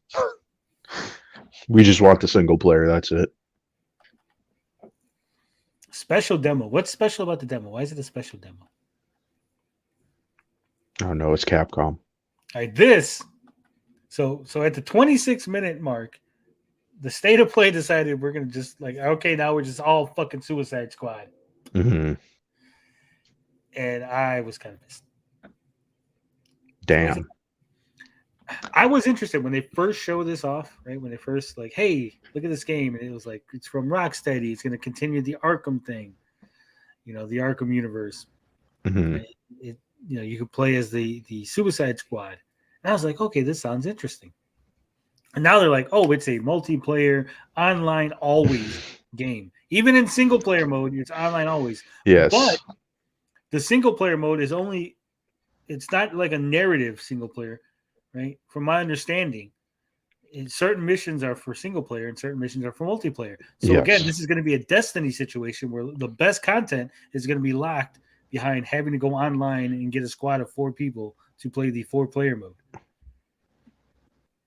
Potentially, yeah. I mean, we don't know if these missions are even worth playing, but yeah. Well, I would imagine like taking out Superman is not going to be like the single player. You could just take out Superman on your own. They're going to lock that behind the 4-player online shit. Yeah, well, I think if they do online, it would be like raids, but with bosses with the Justice League, right? Yeah. I'm sure that's going to be in the single player because that's going to be part of the story. So there's going to be like 2 different. But is I there mean, even the a thing is, story? if they do, there is a story, yeah. I mean, they hint at it at the ending of, I think it's this gameplay trailer. There is a I know story. what the story is. Brainiac comes down. He takes over Metropolis. He's turned He's turned the Justice League evil, Mhm. and the Suicide Squad has to kill them. Right? That is the quote unquote story. But is Yeah. there actually going to be like where you're going through, levels? Like okay, now you do this and this. Yeah, like a progression. yeah, it does seem like that. It's just that I think the map is also open world, but there's supposed to be 2 sections because there's Metropolis and then there's Gotham City too. So, Also, we haven't really Batman's in it. seen Gotham. Yeah, Batman is a boss. So But why? I think because he's been corrupted. Yeah, but this is supposed to be 5 years. They said this is 5 years after Arkham Knight. Yeah. He's not supposed to be with the Justice League. How would he have? He's supposed to be dead, quote unquote. No. You said this yourself. He's not dead. No, he's not dead. He's not Mhm. dead, but he's supposed to be dead. The world thinks he's dead. Remember? At the end of Arkham Knight, Wayne Manor Yes. explodes. Right? No. But there's the secret Right. cutscene. He's alive. Yeah. Let me. I don't know how to explain this any clearer. Batman is alive, but Mhm. the world thinks that he's dead. But there was still a Batman though. There was, Right. remember the gas, and he's fighting the thugs. Because he's supposed to be dead, I would imagine that the Justice League would also. He wouldn't be like, "Hey guys, I'm secretly alive, and we're gonna go on missions, and I'm gonna like Amanda Waller, and everybody's gonna know I'm alive." Hold on. Wait, Tony. Wait. Because this might be like the Justice League is not really the Avengers, right? Like they have like a watchtower and they do like side stuff. So it could be possible that when he, went into hiding, he was with the Justice League. I mean, this is a reach, but like it would kind of make sense because this is what the cartoons and the comics did. So I'm not like too bothered by that. Like he could have easily gone to the Justice League. I would imagine then, like I said, Amanda Waller would know. Like like for him to be alive, Well, and kind hide it of. from like Lex Luthor, Amanda Waller, and all the major villains. Like everybody knows he's alive except for the public. Like Yeah, I mean, I think it could be like a reverse scenario where when he was starting off, people didn't know he was real, like just like the layman people, right? yeah. So it could be like that where the layman people don't really know, but it's like, But obviously the top also players there's a know. Justice League. Like, Yes. there's a Justice League, and I go, they would have been really helpful during Arkham Knight or Arkham, Yeah. any of the Arkham games. Like it's all Batman, only Batman. You're like, okay, well, I guess Hmm. they kind of mentioned Superman in passing, like little like dialogue, but it's not really. Yeah. He didn't get the. I mean, sense there's that just Justice Easter League- eggs. There is a notable Easter egg in Arkham Knight that does establish that there is the Justice League. Like you see like posters of them, Yeah. of the Flash and Green Lantern and Superman. So I No, mean, but they it's not. They mentioned Superman because they even talk about Lex Luthor. Yeah. There's a Luthor. Well, I'm saying there's an Easter egg where there's in Arkham Knight. There's posters. If you look around certain buildings, there's posters of the Justice League members. Like you can actually see them. Yeah, And they but- say Green Lantern and stuff. But what I'm saying is, there's a difference between having posters of the individuals versus whether or not they were actually a team. Well, I don't know. I don't know. I'm not bothered by this so much because it's like it's kind of like this in the comics where Batman does go off on his own sometimes, and then you always wonder how come the Justice League never step in. So it's just like a thing that's been like most fans are aware. Yeah, it's so I'm not like too bothered by it. That's why I'm a Marvel fan and not a DC fan, because Marvel at least explains why Captain America is not getting help from other heroes. Because it's like that too with Superman and all the other characters. Once they're like solo runs, you rarely see other characters cross over unless it's like a big arc. Then you'll see the Justice League show up, right? But they tend to keep them separate just for story reasons. Sometimes the Batman stories are like involving so many characters anyway, and their relationship is kind of important to Batman too. So it doesn't make sense to have the Justice League. So I mean. So again, I'm not too bothered by all of that. I think it kind of is in line with, the movies and even the comics. So I just thought it was where Batman dies. Yeah. There was this one weird thing. Like I just think some of the criticism for the game outside of the live service aspect, is kind of weird. Like some people are like, it doesn't match the tone of the Arkham games and. Why would the Justice League exist in this universe? And it's like it's Batman. If you play the other Batman games, there's already fantastical characters in those games, right? Like Clayface and Mr. Freeze, and Bane has like terrible body proportions. So it's like you can't believe Superman would be in this universe too. Like and he's mentioned, right? I gotta shut you up real quick. Okay. Because Finbar Saunders has generously donated five gifting everybody. Gifting subs. And it looks like you Super J was gifted. Adam Wilson, no call, no show. They all got gifted subs. Thank you, Finbar. Thank you guys for grabbing those. I still don't know how to grab a sub, like a gifted sub.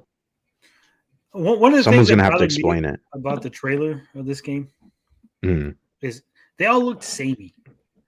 Like it looked like Destiny. Like we're like, yes, they all have that one ability, but then everything else is kind of like the same. Like they all have the same guns.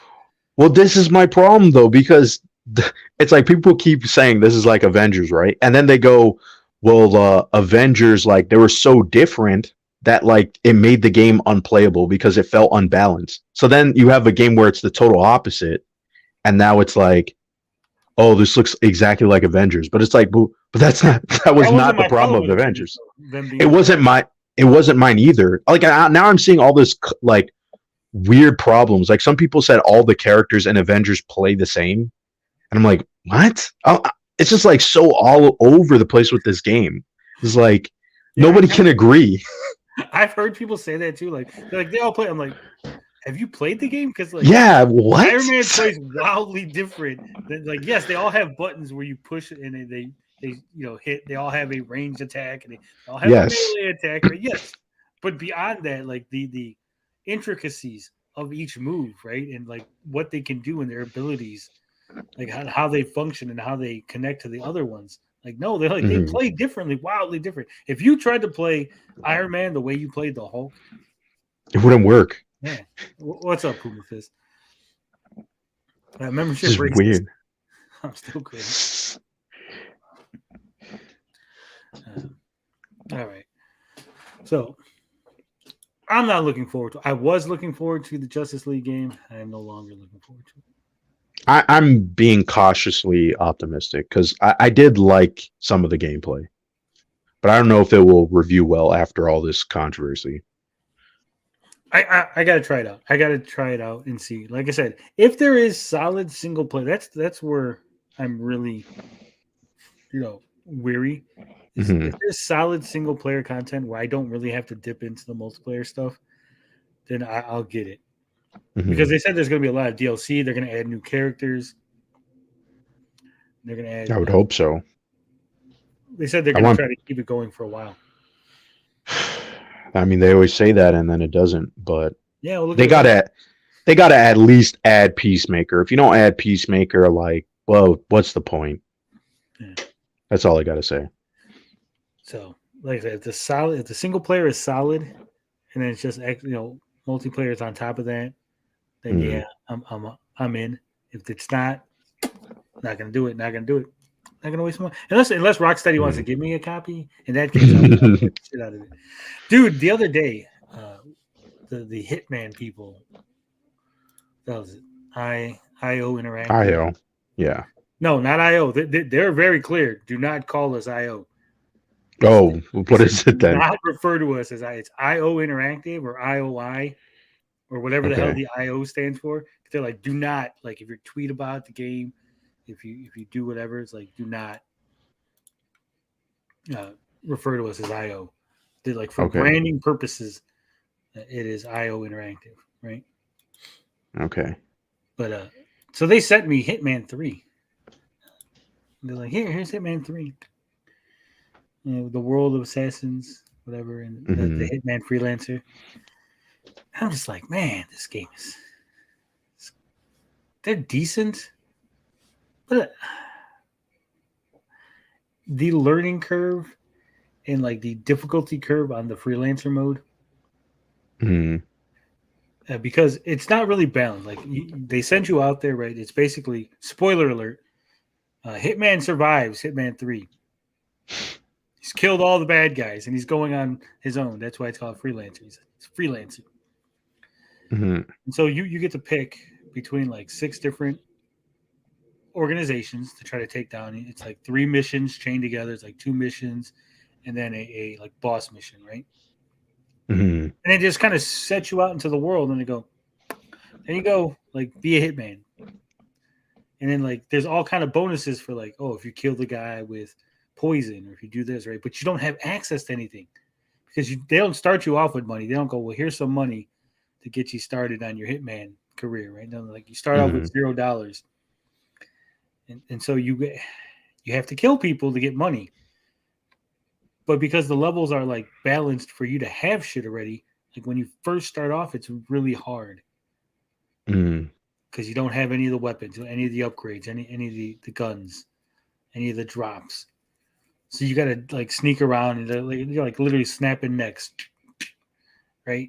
And that's all you can really do. So it's like, and then if you die, it like fucking wipes out half of your money and all the items you have with you. God damn. Not only that, right? So they take your money, half your money. They wipe out the items you had on your person, right? And you can only have so many items. Like when you go back to your base and you could like drop off, like, so you finish a mission and you had, say, like a chainsaw with you. You could put the chainsaw in the little case, and then you could decide to take it on a future mission or leave it there for whatever, right? So you lose all your items, you lose half your money, and then the next mission is now harder because they're on alert because you failed the previous mission. Hmm. So you get Oh, wow. penalized, and then you get penalized again. And when you're starting off with nothing, and the mission is already hard, and then you fuck it up, and now it's even harder, and then you fuck that one up. Mhm.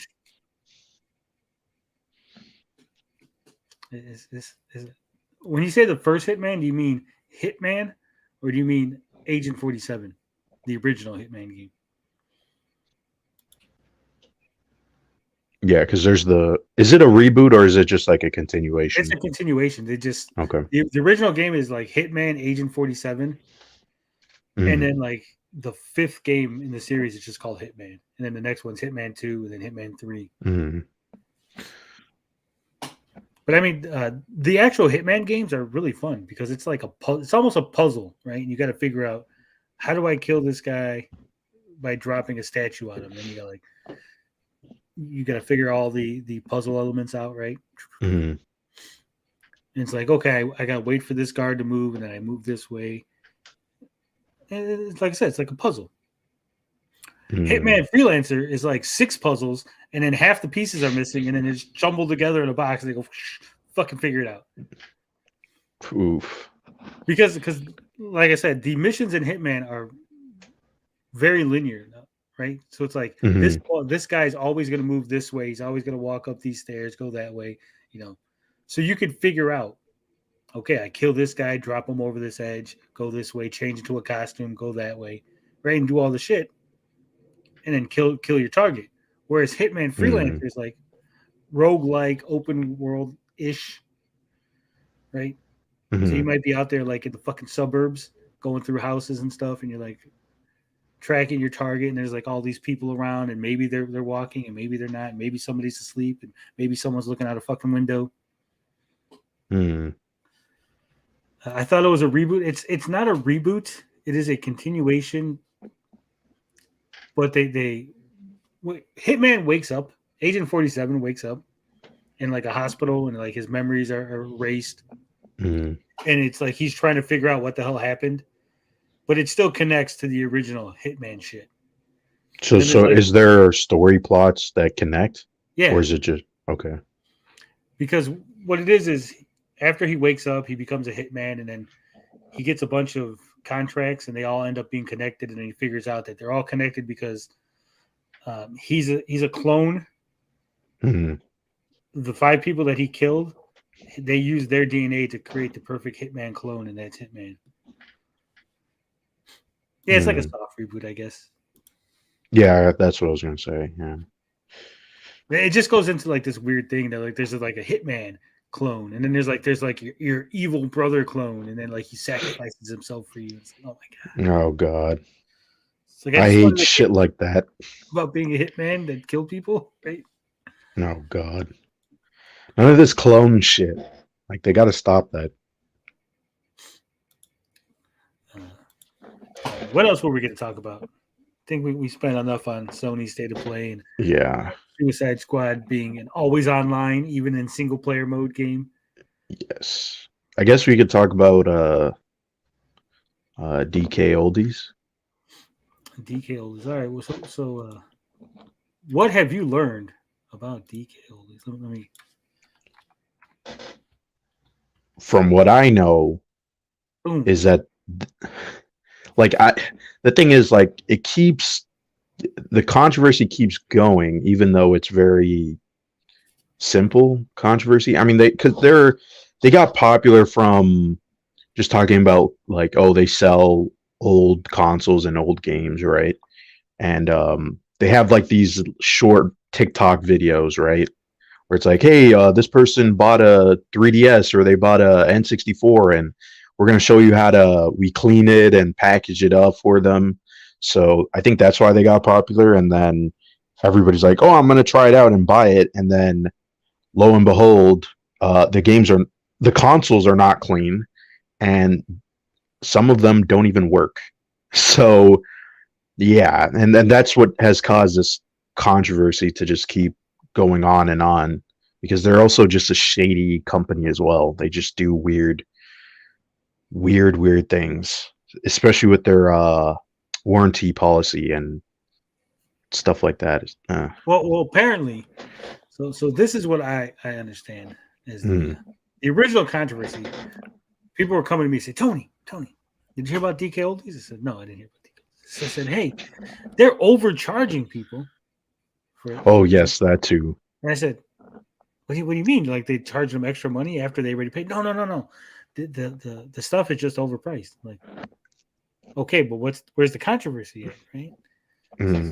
Well, they're charging too much money, Tony. People can't be charging premium prices for old consoles. I said, why? Like, I mean, if somebody wants to, if I have a PlayStation 2 and I go, hey, give me $600 for it, and someone does, well, that's boo-boo on them, right? Yeah. If you don't go to eBay and you're not checking Amazon and your local Craigslist and all these other places, then you're not doing your due diligence to look at what the prices are, right? Should they be taking advantage of people? No, probably not. That's probably morally not good. But at the same time, that's not really like, oh my God, we need to like fucking, run them out on a rail. Then they said, well, they're not cleaning their consoles. Yeah. I said, well, how many? So what do you mean? I said, well, how many? Like, we're talking all of them, 100%, 10%, 15%. What are we talking here? So I don't know. Rich from Review Tech made a video and he got a dirty console. So okay, that's one, right? How many did they send out that month? I don't know. Well, then you don't know. Like, it could have been a one-off. It could have been, they had a new employee and this guy fucked up like 30 orders, right? Whatever. Like, if you're like every single, like if they've had complaints from day one, like every single customer, then I'd be like, yeah, maybe there's a problem. But I can't really gauge, like, are they really a shitty business that isn't refurbishing consoles? Because 6 or 7 YouTubers got dirty ones, right? Well, what is the Better Business Bureau complaint log look like? For these normal people. So there's that. What is their return policy? Did these YouTubers, after they got the dirty console, did they call up or email and say, hey, I got a dirty console? It was supposed to be refurbished. It wasn't. Clearly, I want a refund or something. I want restitution. I want you to make this right. Did DK Oldies tell them to fuck off? Like, no one talks about that. I haven't heard a single person say, I've reached out to them and they told me to fuck off, right? Now, apparently, they've changed their warranty policy and they said that they can't be sued. Like, if you buy from them, you're agreeing to not sue them. And apparently, they've gotten death threats to the DK Oldies people, which is weird. Like, why would anybody in their right mind? I guess they're not dead.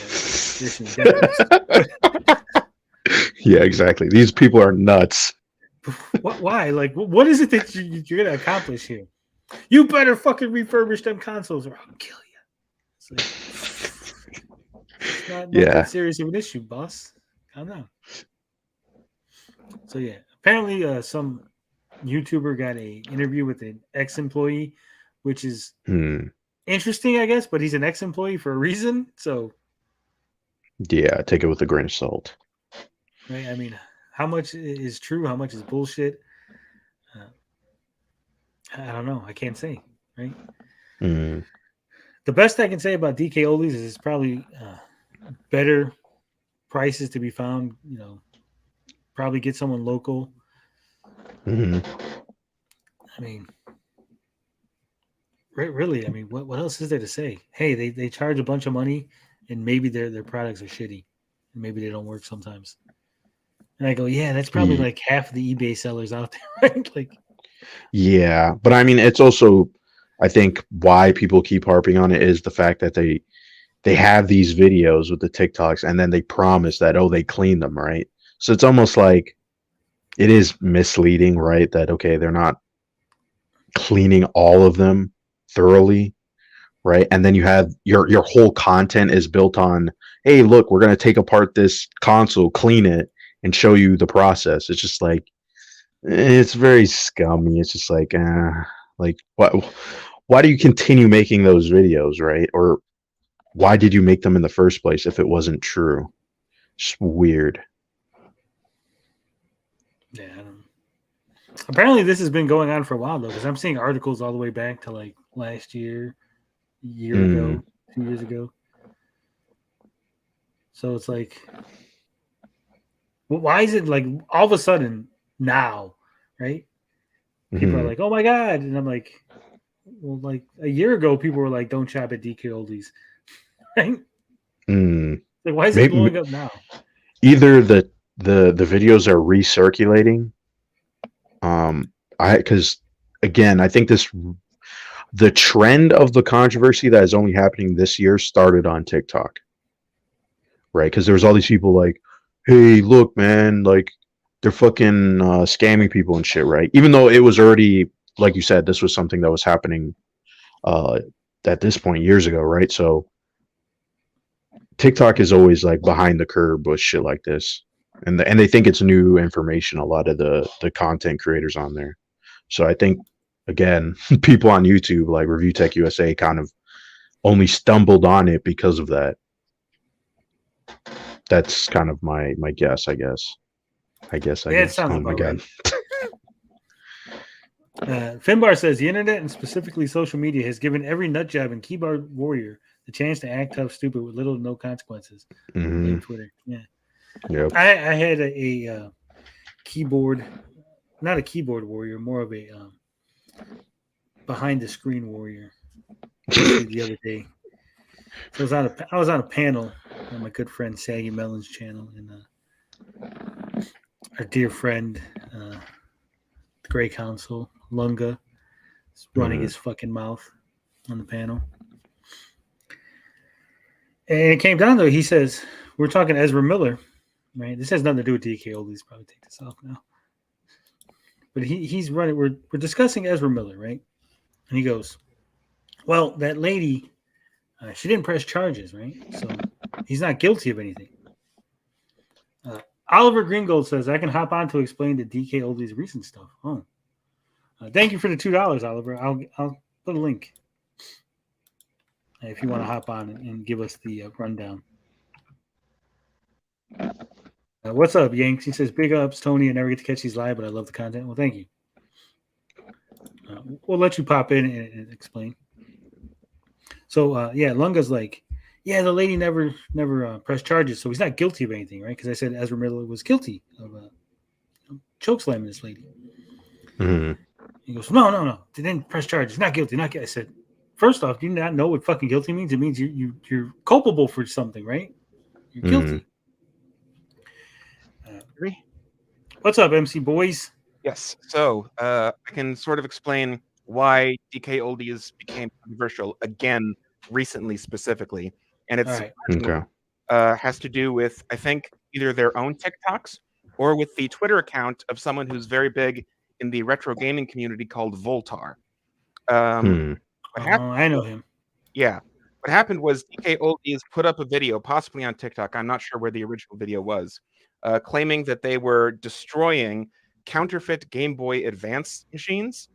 And then when they held up the destroyed, supposedly counterfeit machines, you could see the writing on the batteries inside those Game Boy Advance systems was clearly the authentic battery of the Chinese variant of the Game Boy Advance called the IQ, which is a rare variant of the Game Boy Advance. And so Voltar basically went off on them on Twitter, basically saying aftermarket Game Boy Advance SP shells have been around for almost as long as the Game Boy Advance SP. Why would you not check the internals before declaring these counterfeit? You just destroyed two perfectly good IQ Game Boy Advance SPs. And then all this other stuff about them, having not great prices and not great refurbishing policies or great refurbishing practices. That's when all of that stuff started to recirculate. The recent kerfuffle started because of their ignorant destruction of two rare Game Boys. Oh, all right. So they were stupid and they got caught being stupid, and then it sort of snowballed into how else are they being stupid? Pretty much. Although to be perfectly honest, if I had to pick a dog in the fight, I would pick Voltar, because I am also kind of butthurt that DK Oldies would claim to be like some kind of authority on retro gaming, and then they would just not even open up the battery cap to check if the Game Boys were counterfeit before destroying them on camera.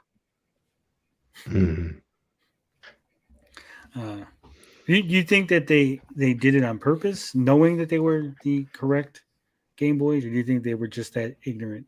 I think they were just that ignorant.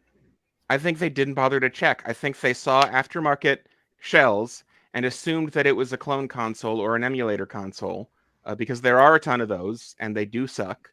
And they just thought, it would be good content if we destroyed these clone consoles, because we don't want to put these low-quality clone consoles into customer hands. But they didn't take into account that plenty of authentic consoles, authentic Game Boy Advance and Game Boy Advance SPs, have aftermarket shells, and they didn't even check. They didn't even pop the battery cover.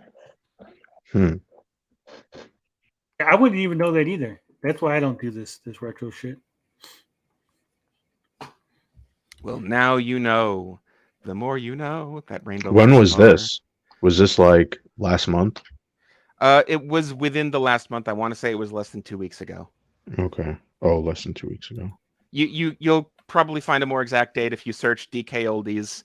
If you do an advanced search on Twitter, do @Voltar space DK Oldies, and then you'll find it. Or you could go DK Oldies, open parentheses from Voltar, close parentheses, and it gives you the same results on Twitter. Neato. I did not know that. Yeah.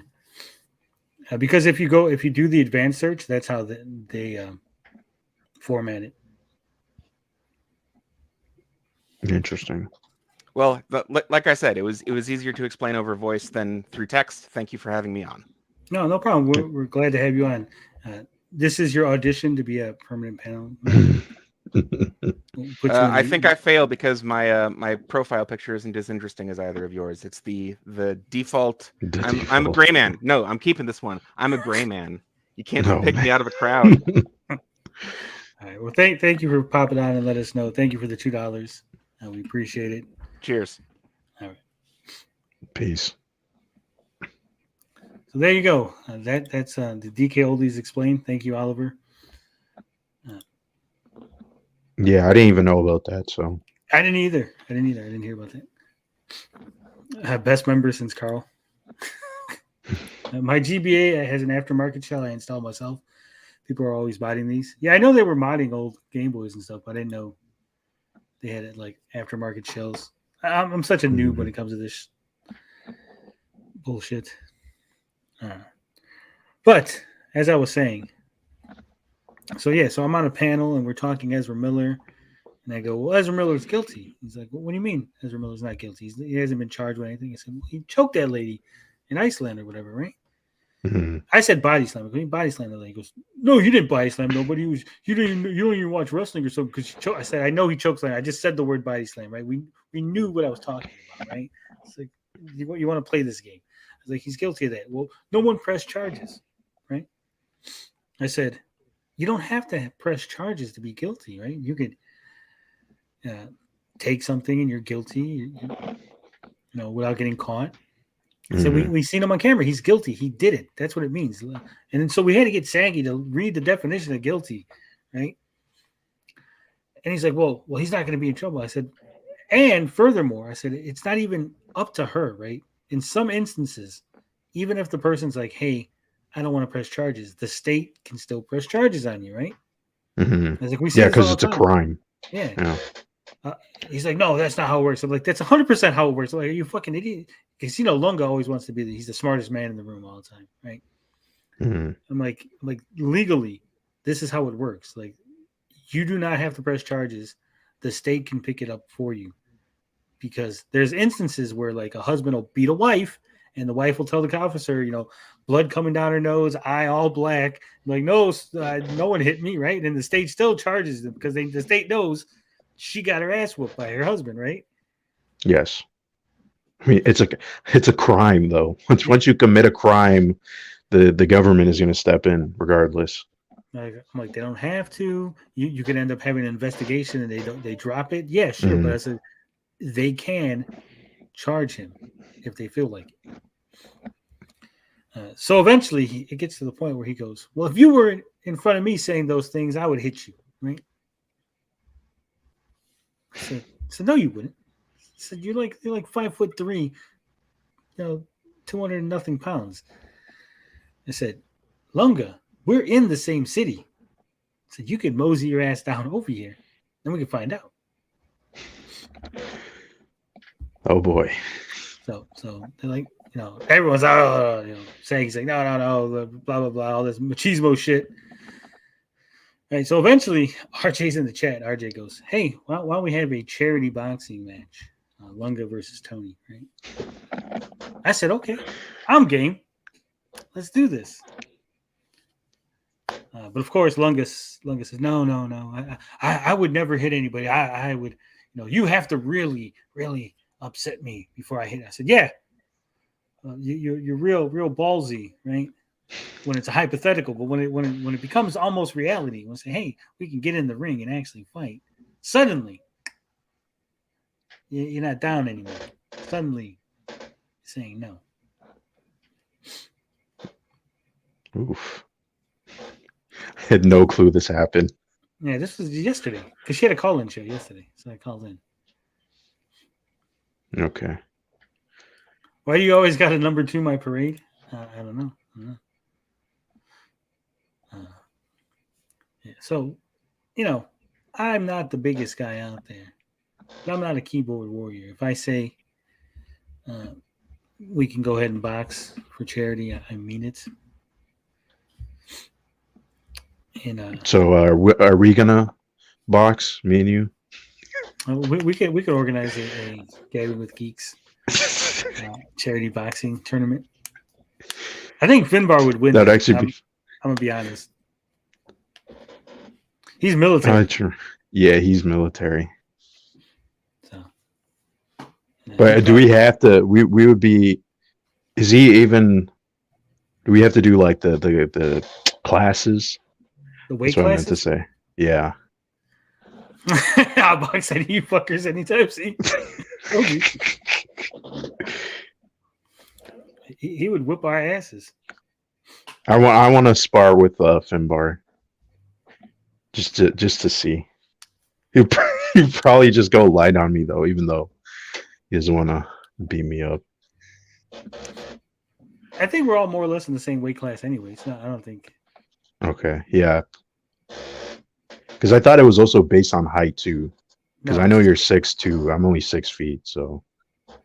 And I'm like 240. You're like what?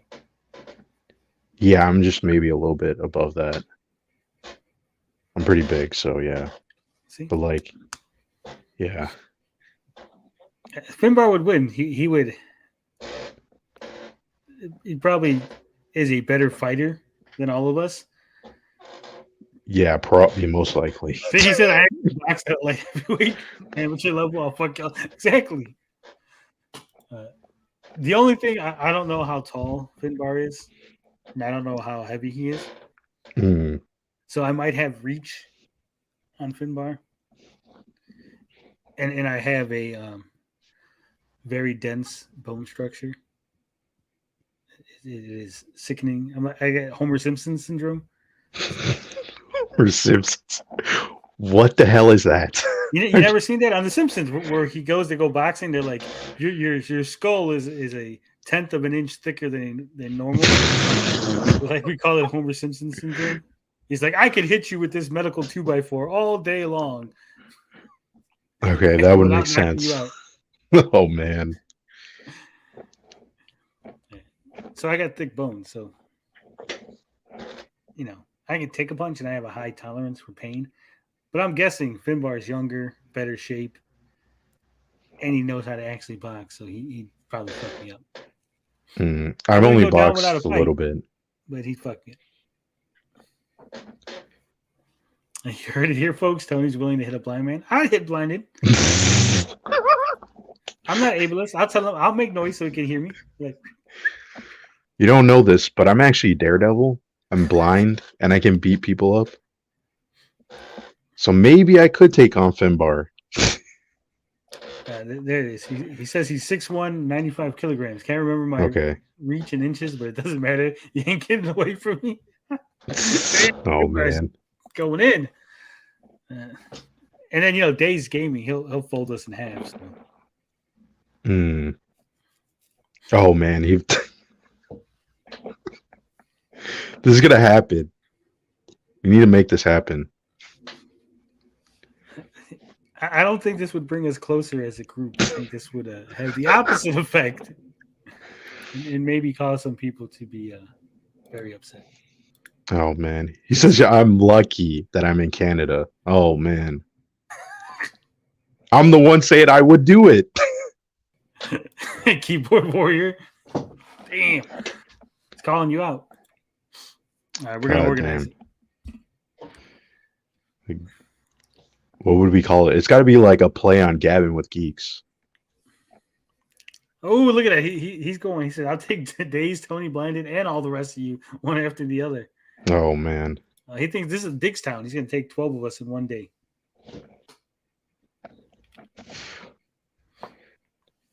Carl says Queensberry rules are for the weak. All right. I punch steel all day long, and if Finbar wants to go, we can organize it. The Americans versus Canadian and a Scot. That'd be interesting. America versus UK. Oh man, I'll take him. And give me 6 months to get back into fighting shape, Finbar. We're gonna need a whole year for that. Nah, 6 months. 6 months. I'll take it. I can take Finbar. How old is Finbar? Is he late 30s? I think Finbar's like 40. Okay. I hope so. He's gonna be like, I'm 22. Like, oh It's like, God damn.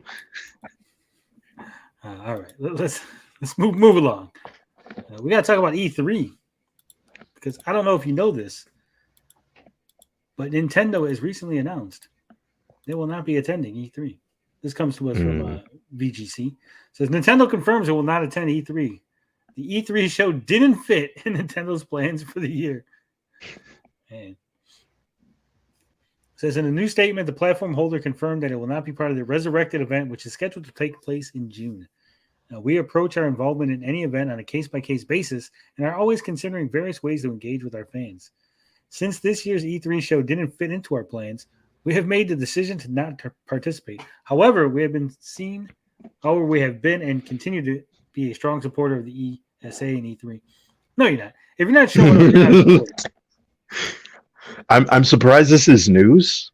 Nintendo hasn't gone to E3 since like 2012. I mean, they do the booths and stuff, but they don't do conferences. So, like, is anybody really surprised by this? I mean, are they? They probably might still have like. Well, is there a physical E3?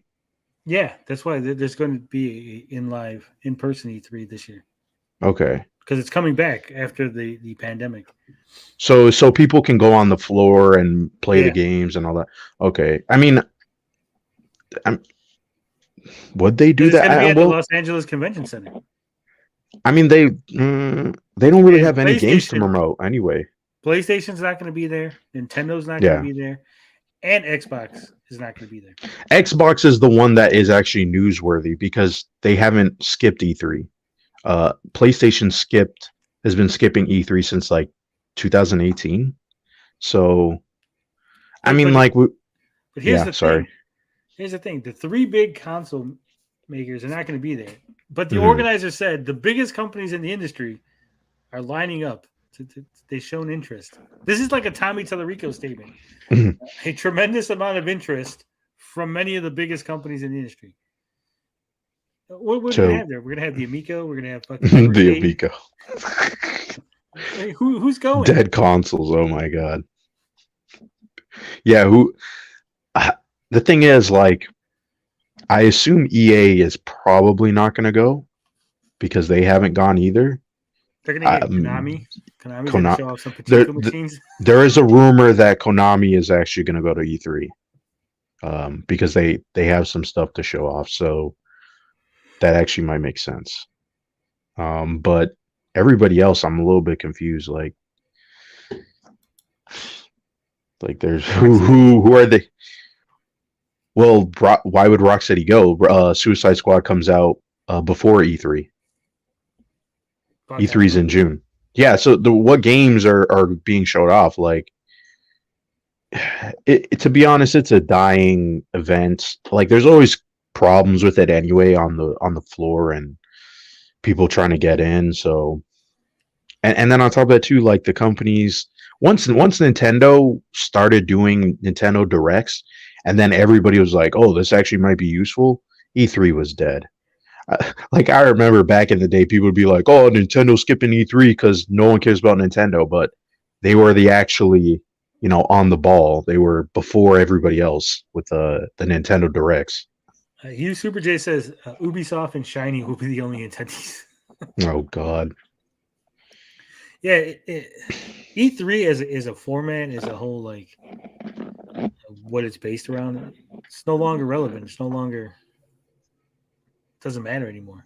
Right? Like I think a lot of the conventions, they're based around niche things, too many games and stuff. PAX East, PAX West, but a lot of these announcement type things, like E3 was always about announcements and stuff. Or at least it turned into that, right?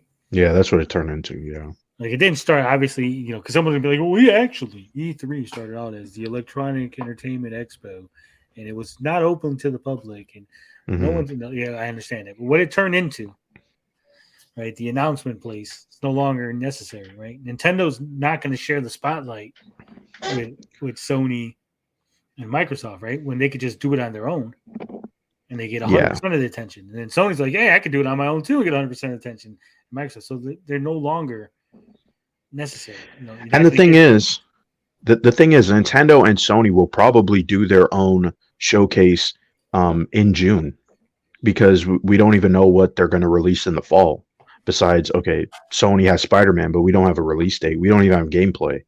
So, I mean, like, they don't need E3. They can literally just coax off the backs of E3's excitement and still get more views than them. So, it's such a waste now. Carl says, "Let's send Blinded to E3 so he can find out all of his favorite video games and the new DLC for his favorite Pokemon." Oh man, he's taking shots at me. Shots fired! Shots fired! Yeah, so E3 is dead. It's no longer relevant. Somehow or another, the VGAs are still relevant. I think that needs to die. Yeah.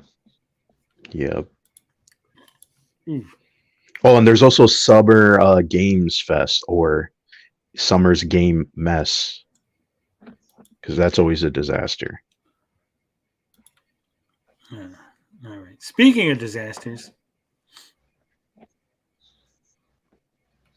have you heard about the Avengers game? Yes. It's still a thing, unfortunately. Well, I mean, it's technically a thing. Yes, it is a thing. It exists. That's all I gotta say. It's a thing. But the guy in charge, he apologized, so it's all better. Yes. Right, this comes from IGN. You can't spell ignorant without IGN. So we're talking about the Avengers. Former creative director of Support Studio apologizes for the game. I don't even think he needed to apologize, to be honest. It wasn't his fault. Nah. I mean, he made the game, but we all know why it is what it is, right?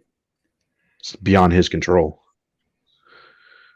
Oh, it way beyond his control. Yeah. And he's not even the biggest studio. I mean, you had Crystal Dynamics and Square. Like those studios are probably more responsible than this guy had. Virtuos. Mm-hmm. Virtuoso Cesar, former creative director at Virtuos, which helped develop Marvel's Avengers, has apologized for how the game turned out and cited a, quote, challenging production for it not becoming what it could have been. Speaking to Edge Magazine via Games Radar, Jesus Christ, it's like 6 degrees of Kevin Bacon on this article. Caesar didn't go into much detail about the problems that led to the decision to end development of Marvel's Avengers just a little over 2 years after its launch, but he apologized for it nonetheless. It was a challenging production, let's say. I'll apologize for that. So he didn't even apologize for the game. This is like almost a misattribution. Oh. He just apologized for the challenging production. That's what he said. Weird. He left in 2020 for Hexworks and is now working at the Lords of the Fallen, the reboot of the 2014 Lords of the Fallen. So he left in 2020. He wasn't even there like during the launch of the game. Yeah. The guy like literally probably had nothing to do with the game. He was probably just some dude. He's Tommy Tallarico'd his way into an article about the Avengers game. Weird. Yeah. I should have read this. This is why you need to read articles before you start talking about fucking nothing, Burger. Hey, what's up, Joseph Santos? It's going to be dead in September. Yeah. Speaking of Avengers games, I've been playing. The hell is that? Midnight Suns. Mm-hmm. Very fun. Very fun. Very enjoyable. Yes. So I've heard. Yeah. I played the demo, the 2-hour demo, and it was so good that I was like, "Fuck it, I'm buying the game," because it was on sale. Mm-hmm. Which is unfortunate because the game didn't sell well. A plot. Yep. I'm debating if I should just wait until the Switch port comes out. Because I knew it was going to go on sale, so I'm just kind of like waiting for it because I do want to play it. But it's really good. It's really good, but it's also not good at the same time. If that makes sense. The writing, not just okay. So the overall story of Lilith coming back, that's pretty good. Okay. I didn't really like because you're playing as a new character, right? Obviously. Yeah, Hunter. Midnight Suns, Marvel's Midnight Suns. So you're playing as the Hunter, and part of the game is the whole friendship thing. Like you go on dates with your Marvel waifus.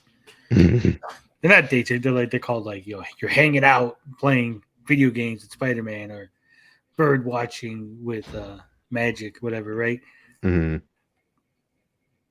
And if you're familiar with any of the characters, then all of this is going to be like so boring because like you got Blade. He's like, oh, I'm not ready to tell you about my history and you got to unlock level 3 of friendship before Blade tells you that his mom was bitten by a vampire, right? And you're like, I already know this shit because I know Marvel comics, right? Like when I'm playing Persona, I'm learning about the characters because they're brand new characters that I have no idea, what they like, what their interests are, what their history is, that their mom smacked them around when they were a kid. I don't know any of this shit because it's a brand new game and a brand new experience for me.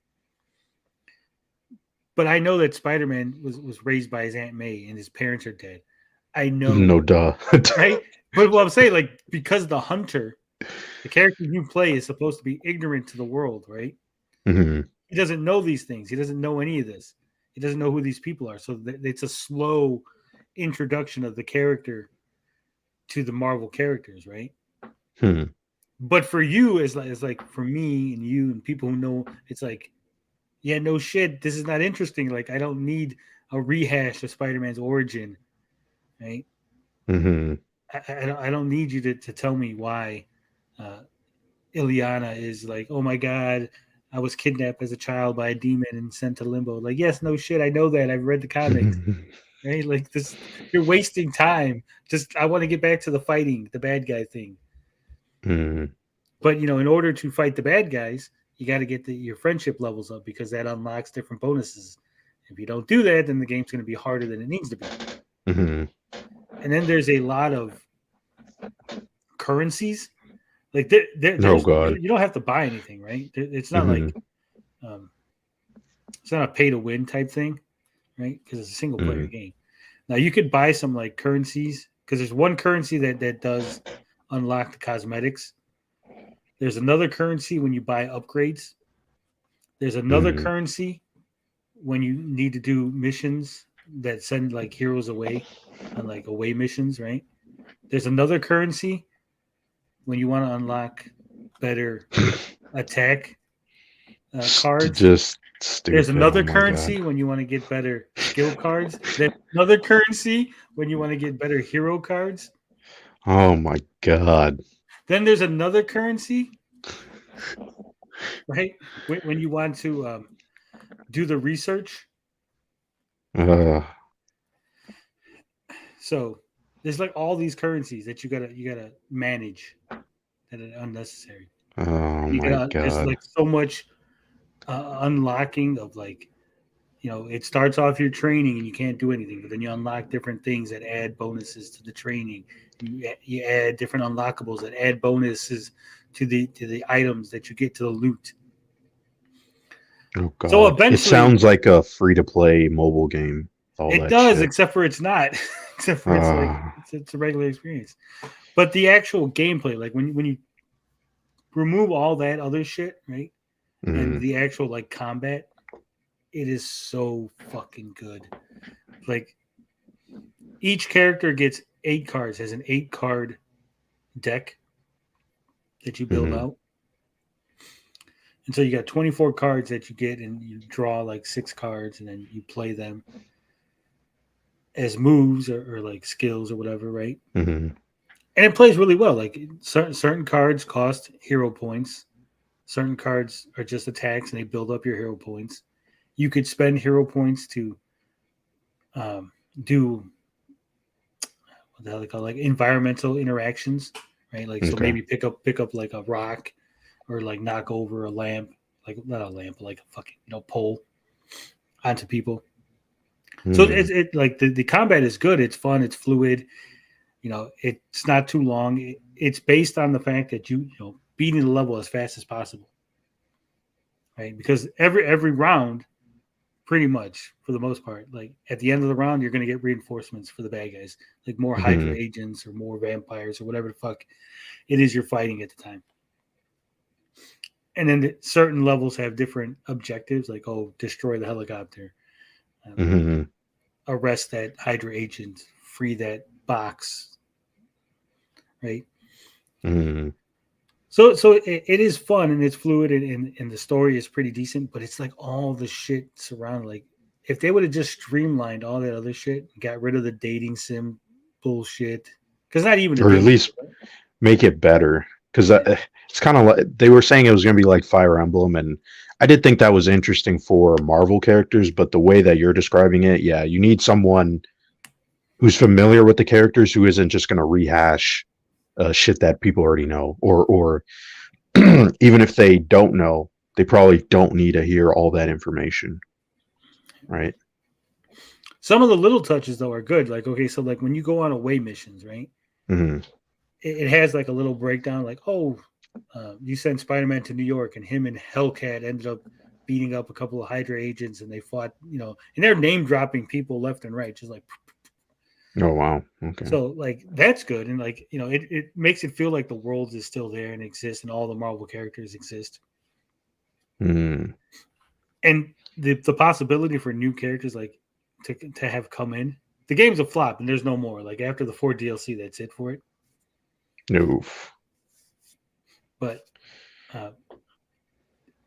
it's got a solid foundation. Like if they would take the solid foundation, scrap all the extraneous shit, and maybe make like an Avengers game instead of Midnight Suns. And I think that's another problem with the game is like, for me, I like, Robbie Reyes and I some of the lesser known characters. I'm gonna play as Ghost Rider and Blade and fucking Magic. That's cool as fuck. But for other people, they want to play Spider-Man, Captain America, the Hulk, right? Mm, Thor's not in the game. So it's like your main, like, say, like the main Marvel characters that people want are not in the game. mm, Like even the Hulk wasn't even going to be a playable character. I guess at the last minute they decided, fuck it, we'll make him a playable character. yeah, which is weird because I mean he is a monster type character, so I mean I know he's not on the Midnight Suns, which is another thing too. Um, a lot of the characters that were on the Midnight Sun are not really in this game, or characters that you would think would be in this game aren't.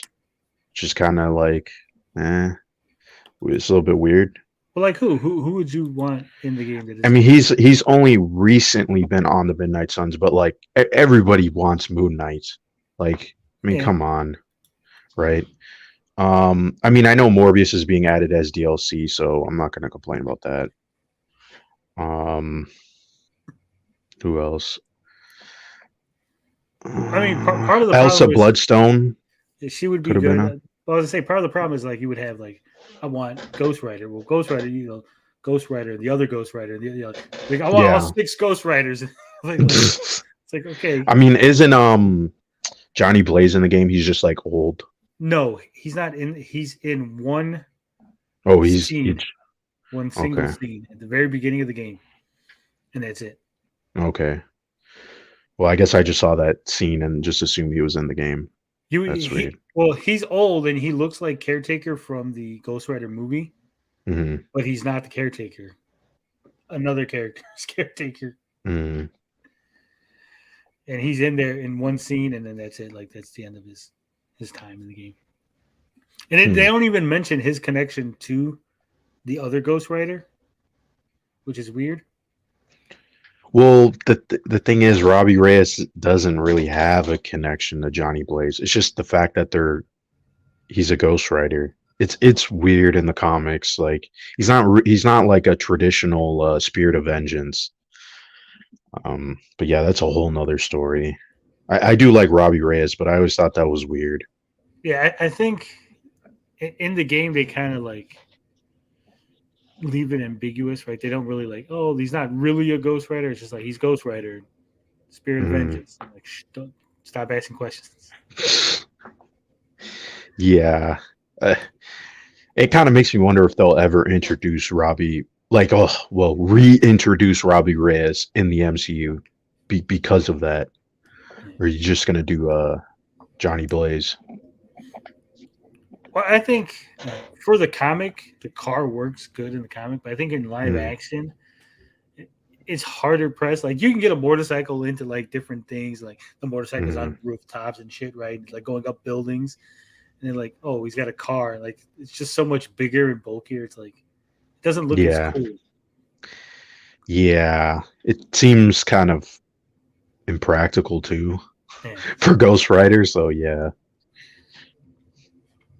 But like I said, and the characters, they play different. Their moves are varied enough that they don't feel samey. And I think that, like I said, if you take the foundation for the game and apply it to like an Avengers game and open it up to more characters, always more villains, I think that's another issue is like there's 4 villains and that's it. Right? Oof. You get all the grunts. Right, but you get so spoilers, a Venom, the Hulk, Scarlet Witch, Sabretooth, and then Crossbones. So 5 villains in the game. Yeah. Most of your missions, you don't fight villains. You fight grunts and then like the elites and like the officer or whatever, right? Type thing. Yeah. Every once in a while, you could because there's story missions and then there's like just regular random missions that you can pick up. So every once in a while, in a random mission, you could have the possibility of one of the boss characters showing up. Except for the Hulk. I think the Hulk is the only one that doesn't show up. Because when you fight the Hulk, it is a battle of attrition. You can't beat the Hulk. He's like so powerful. You can't beat. You just have to survive X amount of turns. and then you win the level, and cutscene happens. Mm, So I think they're like, if we make the Hulk show up randomly and you beat him up, it kind of takes away from the actual battles with the Hulk, right? mm, So beyond those villains, there's no one else. The DLC adds Sin so far. I okay. don't know what the other 2 DLCs are going to add. I think Dracula might show up, and they're kind of hinting that Doom is going to be the ultimate villain of the DLC. Mm. Yeah, I did hear that. But there's really like no like, and I think that again that's a problem. Like there should be like, okay, this is going on, right? And at the same time, like there's other villains. Like you could even, because Hydra takes over the Sanctum, right? Doctor Strange's Sanctum, and they're taking out like his artifacts and shit. So you could easily say, well, Hydra's selling some of them to like lower level villains. So you could have like a lower level villain show up that you have to take out. But like, oh look, now he's got like a wand that gives him like a fire attack or some bullshit, right? Yeah, that would make sense. Yeah. So like, yes, it's the kangaroo, but now the kangaroo has extra powers because he's got some, whatever magical artifact on him. It gives him a shield. Yeah. Now he has a magical shield or whatever. So you could play with it in ways where you're like, there's a bunch of regular villains and then there's a bunch of like story main villains. Mm. But I mean, that's probably my only complaint. Also, it seems like a lot of these Marvel games always skip on the villain. Yeah. Yeah, it's kind of weird. It's either just like the villains everybody knows, or there's only like 1 or 2 of them that it's like, what the heck? It's weird. Like I said, it is fun. It has a nice flow to the battle. I'm enjoying the gameplay and just fucking around with it and just picking up some random battles and playing. But all the other shit is so tedious. Mm. And if you're going to make me go through a whole thing of like friendship, at least let me bang one of the chicks at the end of it, right? Like, hey, I'm best friends with Magic, or I'm best friends with Captain Marvel. I'm not banging any of them. Like, why did you make me do that? Why? Yeah, why wouldn't they put the? Oh man, what a waste of opportunity. Also, there's some like weird subplot where like Blade got a thing for Captain Marvel. What the heck? It seems like, oh man, this comes out of nowhere. Oh boy! And because the game is so woke, they tell you that Captain Marvel is the second most powerful Avenger. Second, at least she's not the first. Yeah, well, they tell you that the Hulk is the most powerful, and that Captain Marvel is just below him. But the difference is that the Hulk is uncontrolled power, whereas she's more precision. So they're kind of like, well, he's more powerful, but she's more useful, right? Like, and they do say that she's more powerful than Thor, and that she actually beats him at arm wrestling contest on the regular. Oh man, that's like his one mention. Like, oh yeah, by the way, I whip Thor's ass in arm wrestling all the time. She's probably lying too. Because that's literally Captain Marvel now. It's just like all she does is straight up lies. It's like, oh my god, what happened to this character?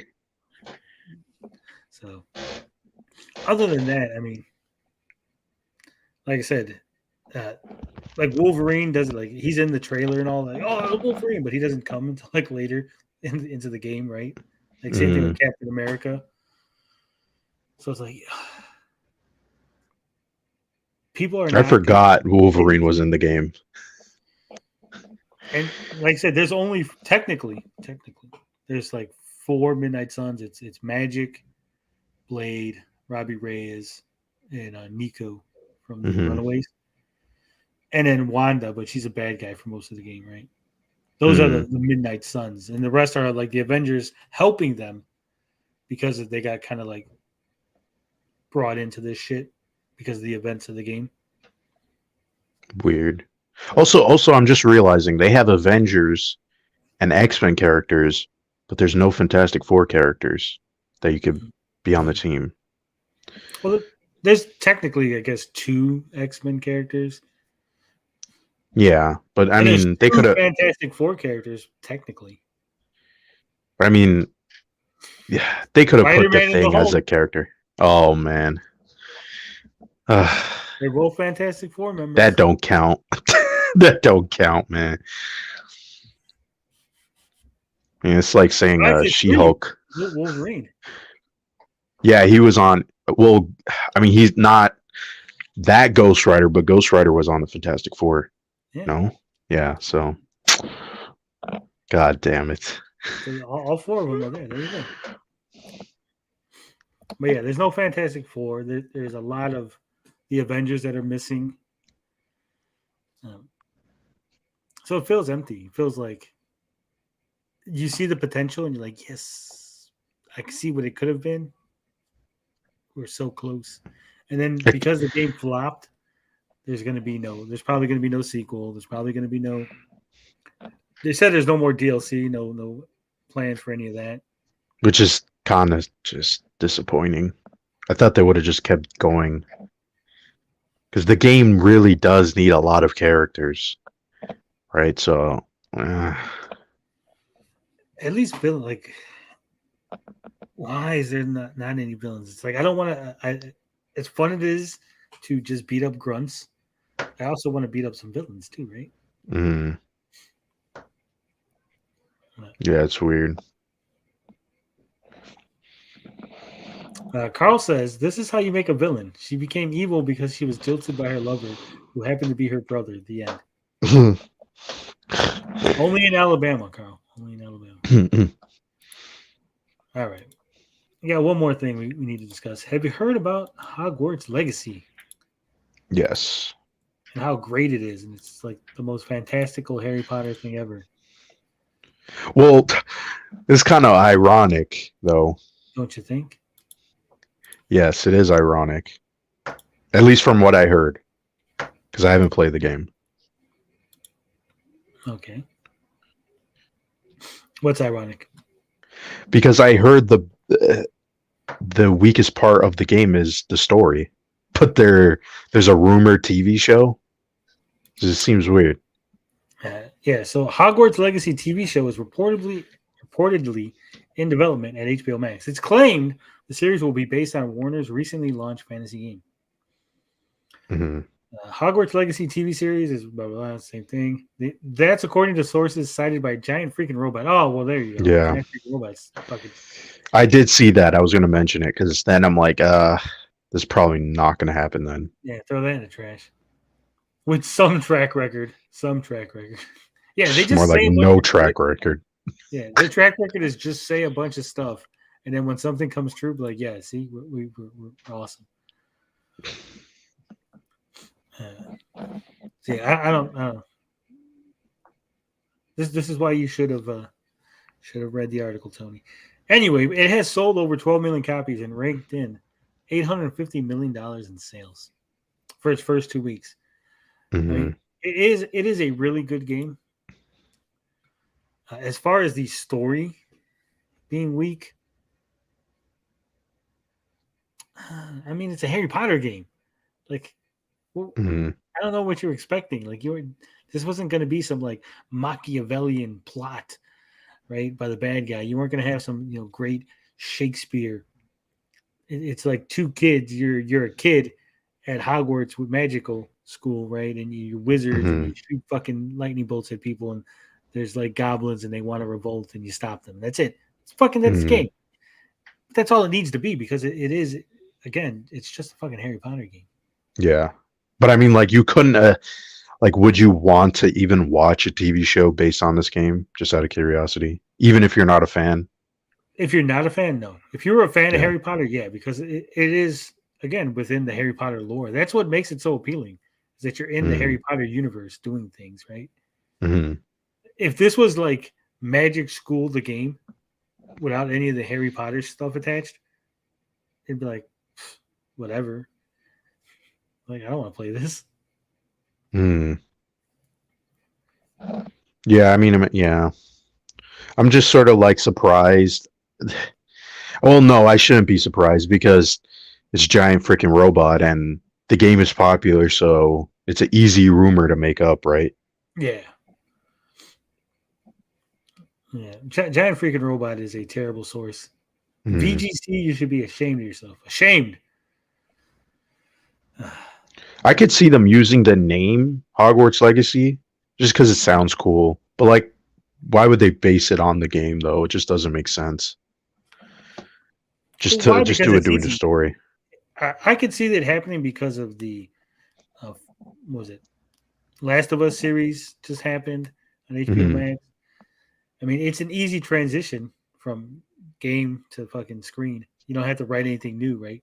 If Yeah. you were to like to do a new Hogwarts Legacy with just the name and the set in the Hogwarts universe and like a brand new story, you have to get a writer. You have to do all that. This is like just fucking adapt what we got. We got it already. It's already written. Mm.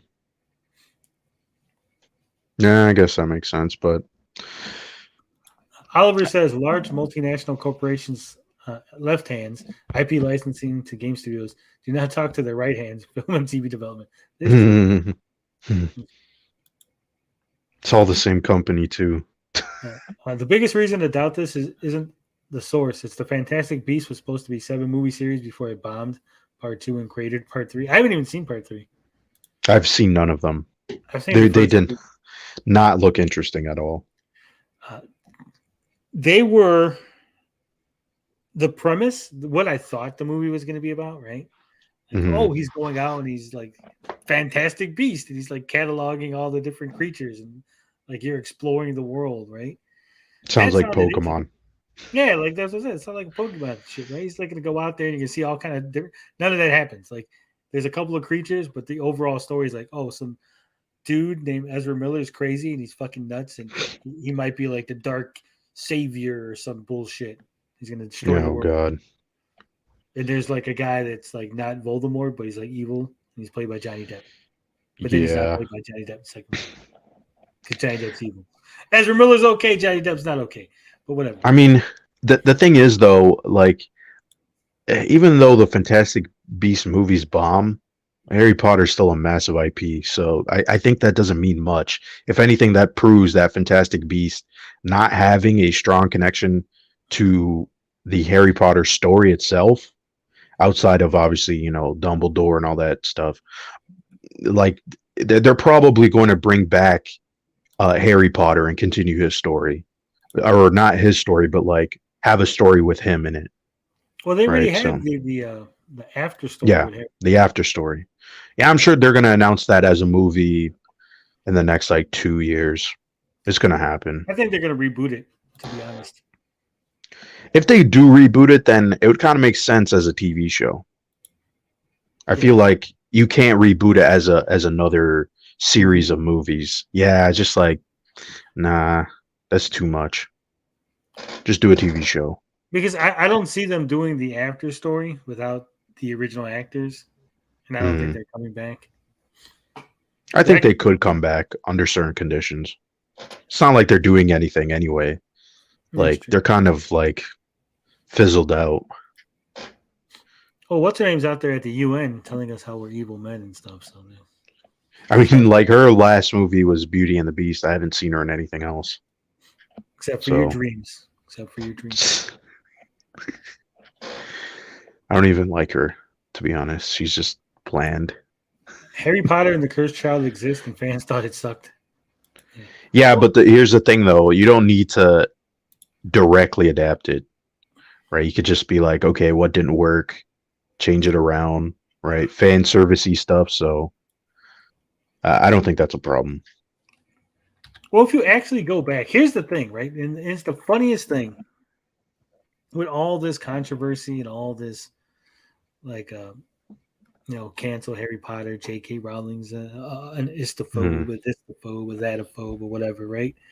When this shit first popped and everyone was like, Harry Potter, it's so fucking great. The left loved Harry Potter, right? The right, not to get political, but the right was like, that writing in Harry Potter's really crappy, right? Like, these books aren't that good. And the left was like defending them to the death. Harry Potter's fucking awesome. It's the greatest book ever, right? And now with all the controversy, it's they're all flipped. going, you know what? These books ain't that good anyway. Why you guys like Harry Potter? Like, no shit. That's what we've told you for the last 5 years, right? No, man. Like we've been telling you the books for shit. You were supporting it because that was your thing. Now that it's not your thing anymore, now you like the books for shit. But they never were that good in all due reality. There's so many plot holes. There's so much just dumb shit in the books. Mm. Like she's just a bad writer. She's not a great writer. But it was the time that it hit. Kids glommed onto it for whatever reason, and it became a success. I mean, I read it as a kid, but I never really stuck with it. Not that right. That's like the crazy right. This is literally satanic. That wasn't the far right. That was like the religious right. Yeah.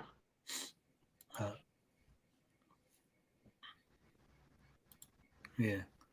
So I think that's it. I think that we've covered everything we wanted to cover, except for obviously our polls, our big the stripper polls. All right. So we had some controversial polls this week. Ooh. So we'll go ahead and get to them. All right. So the first poll was, who is the best gamer on the panel? Your choices were Tony, Blinded, Hammock Man, or Finbar. Or they all suck. Apparently, out of 106 people, 73% said we all suck at video games. Overwhelming majority. Damn. I only got 2%. Yeah. This is why we don't give people the choice of a funny choice on these polls. I voted they all suck. Blinded in last place with 2%. Finbar in third place with 7%. I was in second place. I don't know how. I don't think Hammock Man has played a modern video game ever. Yeah, because everybody was like talking about old games. So that's why I'm like the lowest and Hammock Man is the highest. Hammock Man with 10% of the vote. He is, I guess, the best gamer as voted by you, our audience. I voted they all suck. So, I mean, once you had that option, who wasn't going to pick that? Yeah, this one right here, I need a recount on this. I need Dominion systems checked. I need everybody. Which Intellivision Amico documentary did you like more? H Bomber Guys or Slopeses? 51% to 49%. Close, a razor thin margin. H Bomber Guys got the, and his isn't even about the Amico. It's more. Yeah, it isn't. Tommy Tellerico. His is more of like a deep dive, and the Amico is sort of like a sidetrack story. Yeah. 1 Inch Bicep says Hammock owns you bitches. He's only beaten 2 games this year. How is it? Well, the thing is, like, he could probably beat more games. It's just that for whatever reason, they're like all hooked up on it's got to be like old games, and it's like, no, just play any game and beat it as long as you didn't beat the game before. So, I mean, they're doing that themselves. I put up a confusing poll that confused many people. What was that? What era of games do you want to see us play more on the channel? Modern, post 16-bit, or pre 16-bit? Apparently, people were confused by the post and pre 16-bit. They said, does that mean 16-bit doesn't count? No, what I meant was post would be after 16-bit started, and pre would be before 16-bit started. So post would include 16-bit. Pre would be everything before 16-bit. So like your Nintendo back. But I didn't use Nintendo as the thing because I forget when certain systems, there's all those other crap. Yeah. Systems. Yeah. I didn't want to exclude. But what it would be post and what would be modern?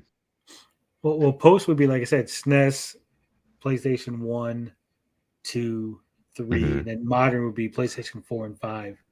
Okay, then. So, because I feel like PlayStation 3 is kind of also modern, but okay. We'll say because we're still PlayStation 3. Because we're still getting like ports of those games or like remasters. and they don't have to even do anything unless it's The Last of Us for whatever reason.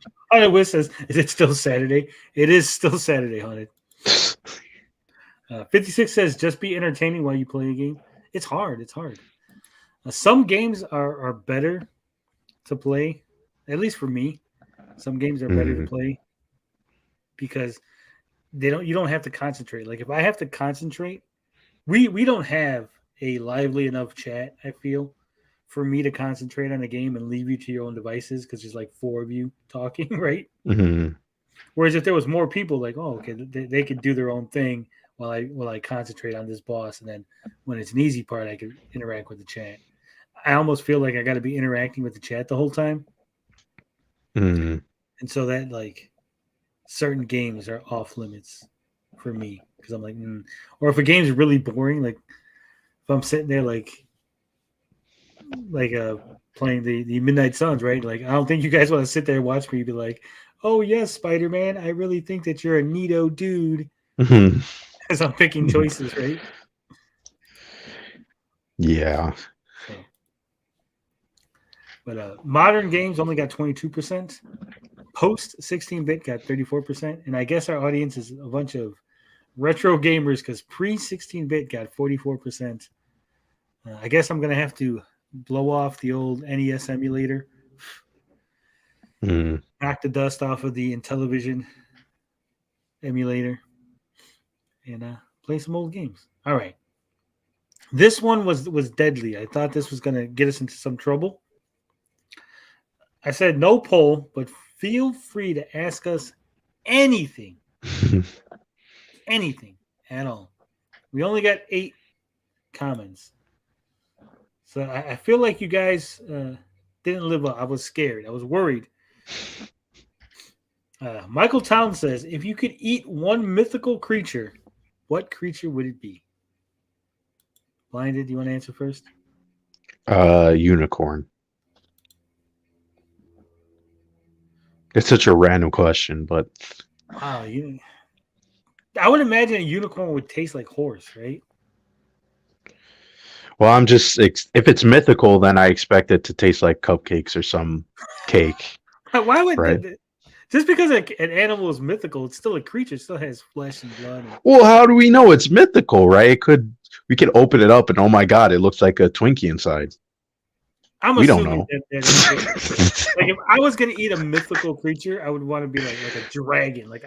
There's no frame of reference for what dragon meat would taste like, so they'd be like, I'm gonna eat a dragon.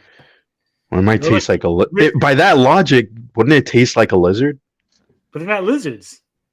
Well, they kind of are. They're a reptile, right? So they might. I mean, people eat alligator, so it might taste like an alligator, but just maybe like. Would a griffin taste tougher. like a lion, or would it taste like a bird? Since it's combination. Yeah. That's weird. I just want a cupcake unicorn. Okay, don't judge me. Could I eat a centaur? Would it be cannibalism if I ate a centaur? It might be like human mixed with a bull. So no, that's a minotaur. I said centaur.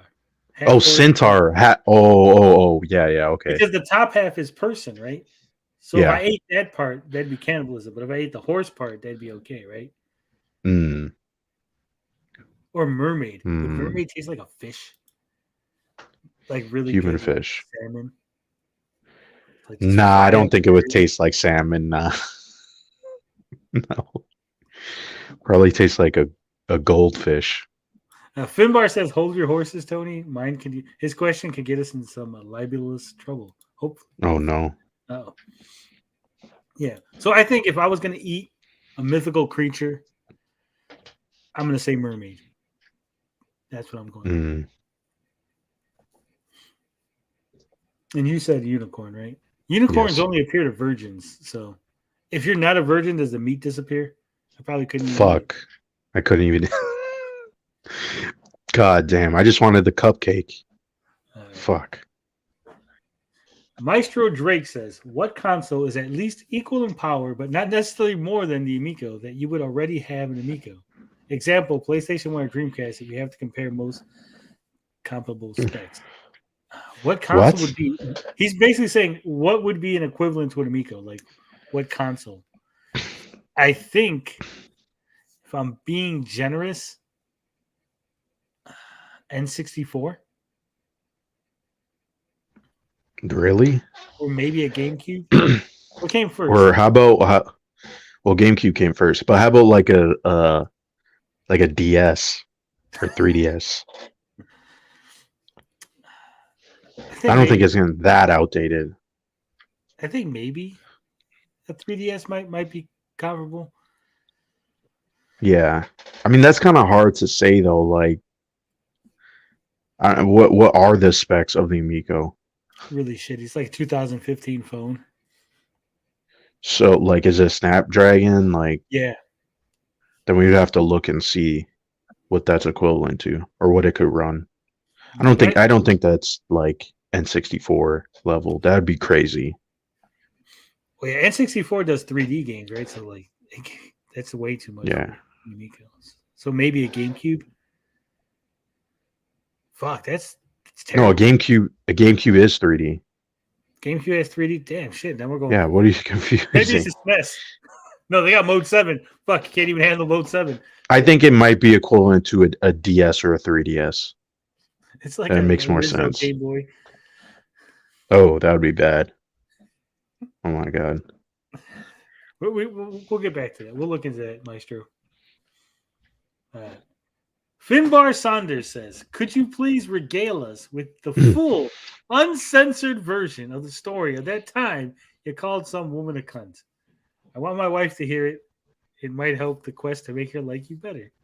Oh I'm my not god. sure that would Boomer Tony doesn't know the GameCube. I'm just not a boomer. Boomers know because they're old.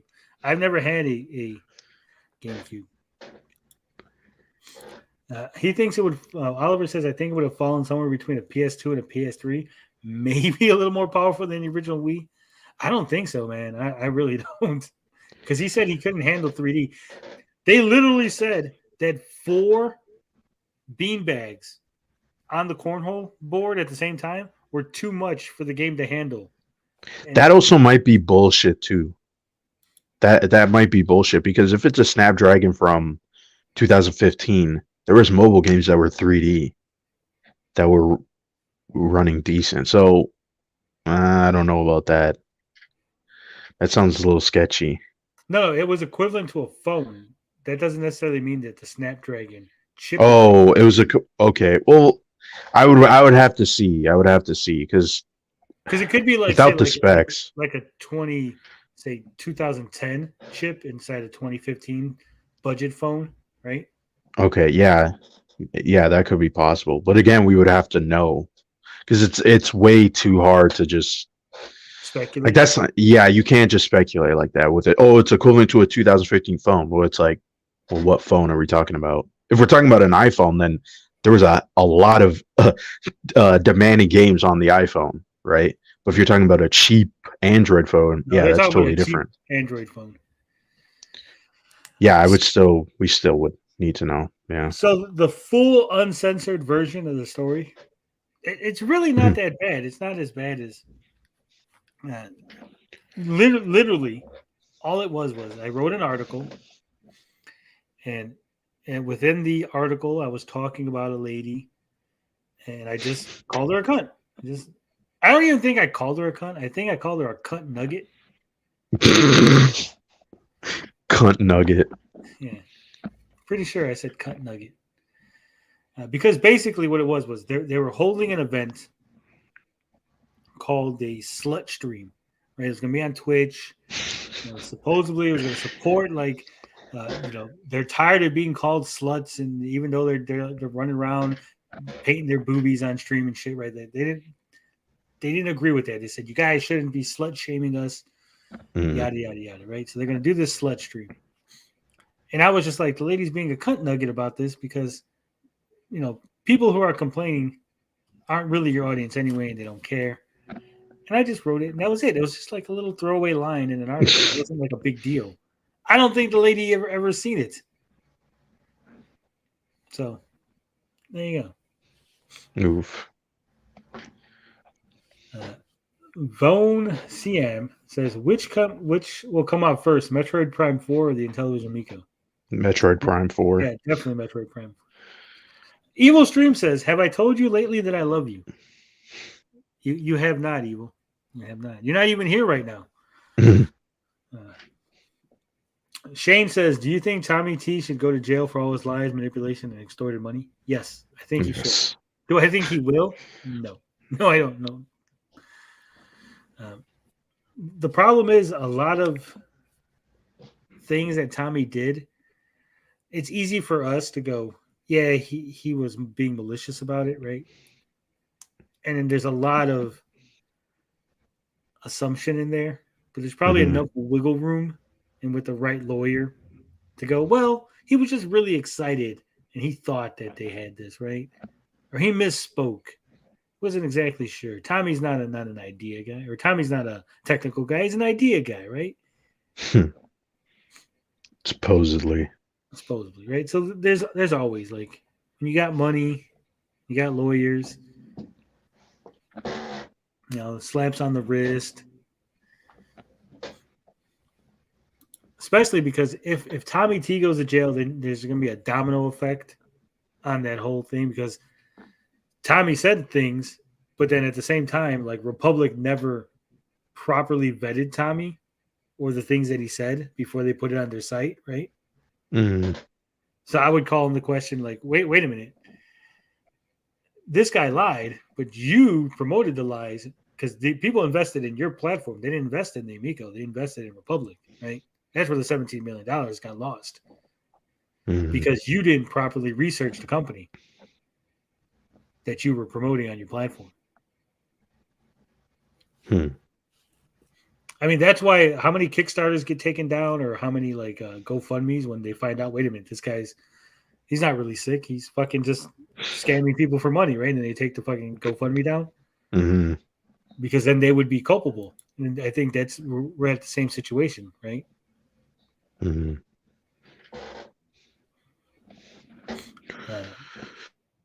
All right. I was worried. I'm very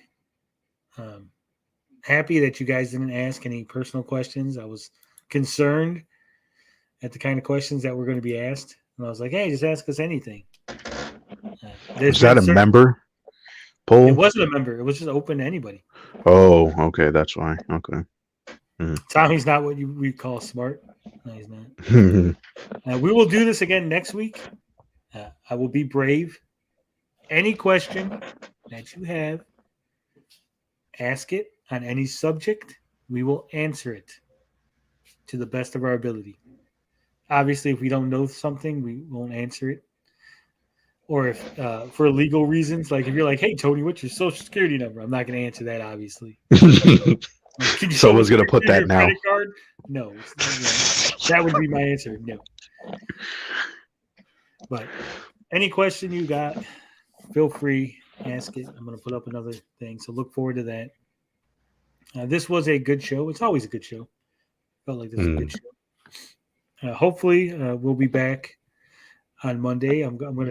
I got something scheduled for tomorrow, but I think I'm going to just cancel the Hitman stream. I don't really feel like playing that game. I don't. So probably going to cancel that. And then Monday, we'll be back to doing some stuff. Unfortunately, I have distanced myself from certain communities, so you won't be seeing me pop up on certain live streams anymore. It is what it is. It happens. We are still looking for another panelist, a new panelist to come in. So if you know anybody, if you are somebody, hey, I want to try out, drop us an email, hit me up with a DM, let us know. Because like I said, we're looking for somebody.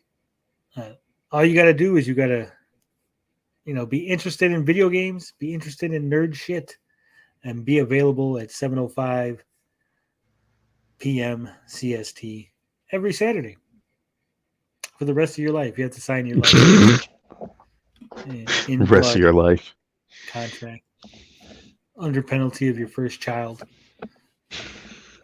Oh my God. It's sort of like we got the Rumpelstiltskin contract. So you get your firstborn. It doesn't matter if you're a man, a woman, a goat, whatever. But just let it be known, freckled redheads they get preference. They get moved to the front of the line. So Oh man. you might be seeing Ed Sheeran show up on the show sometime.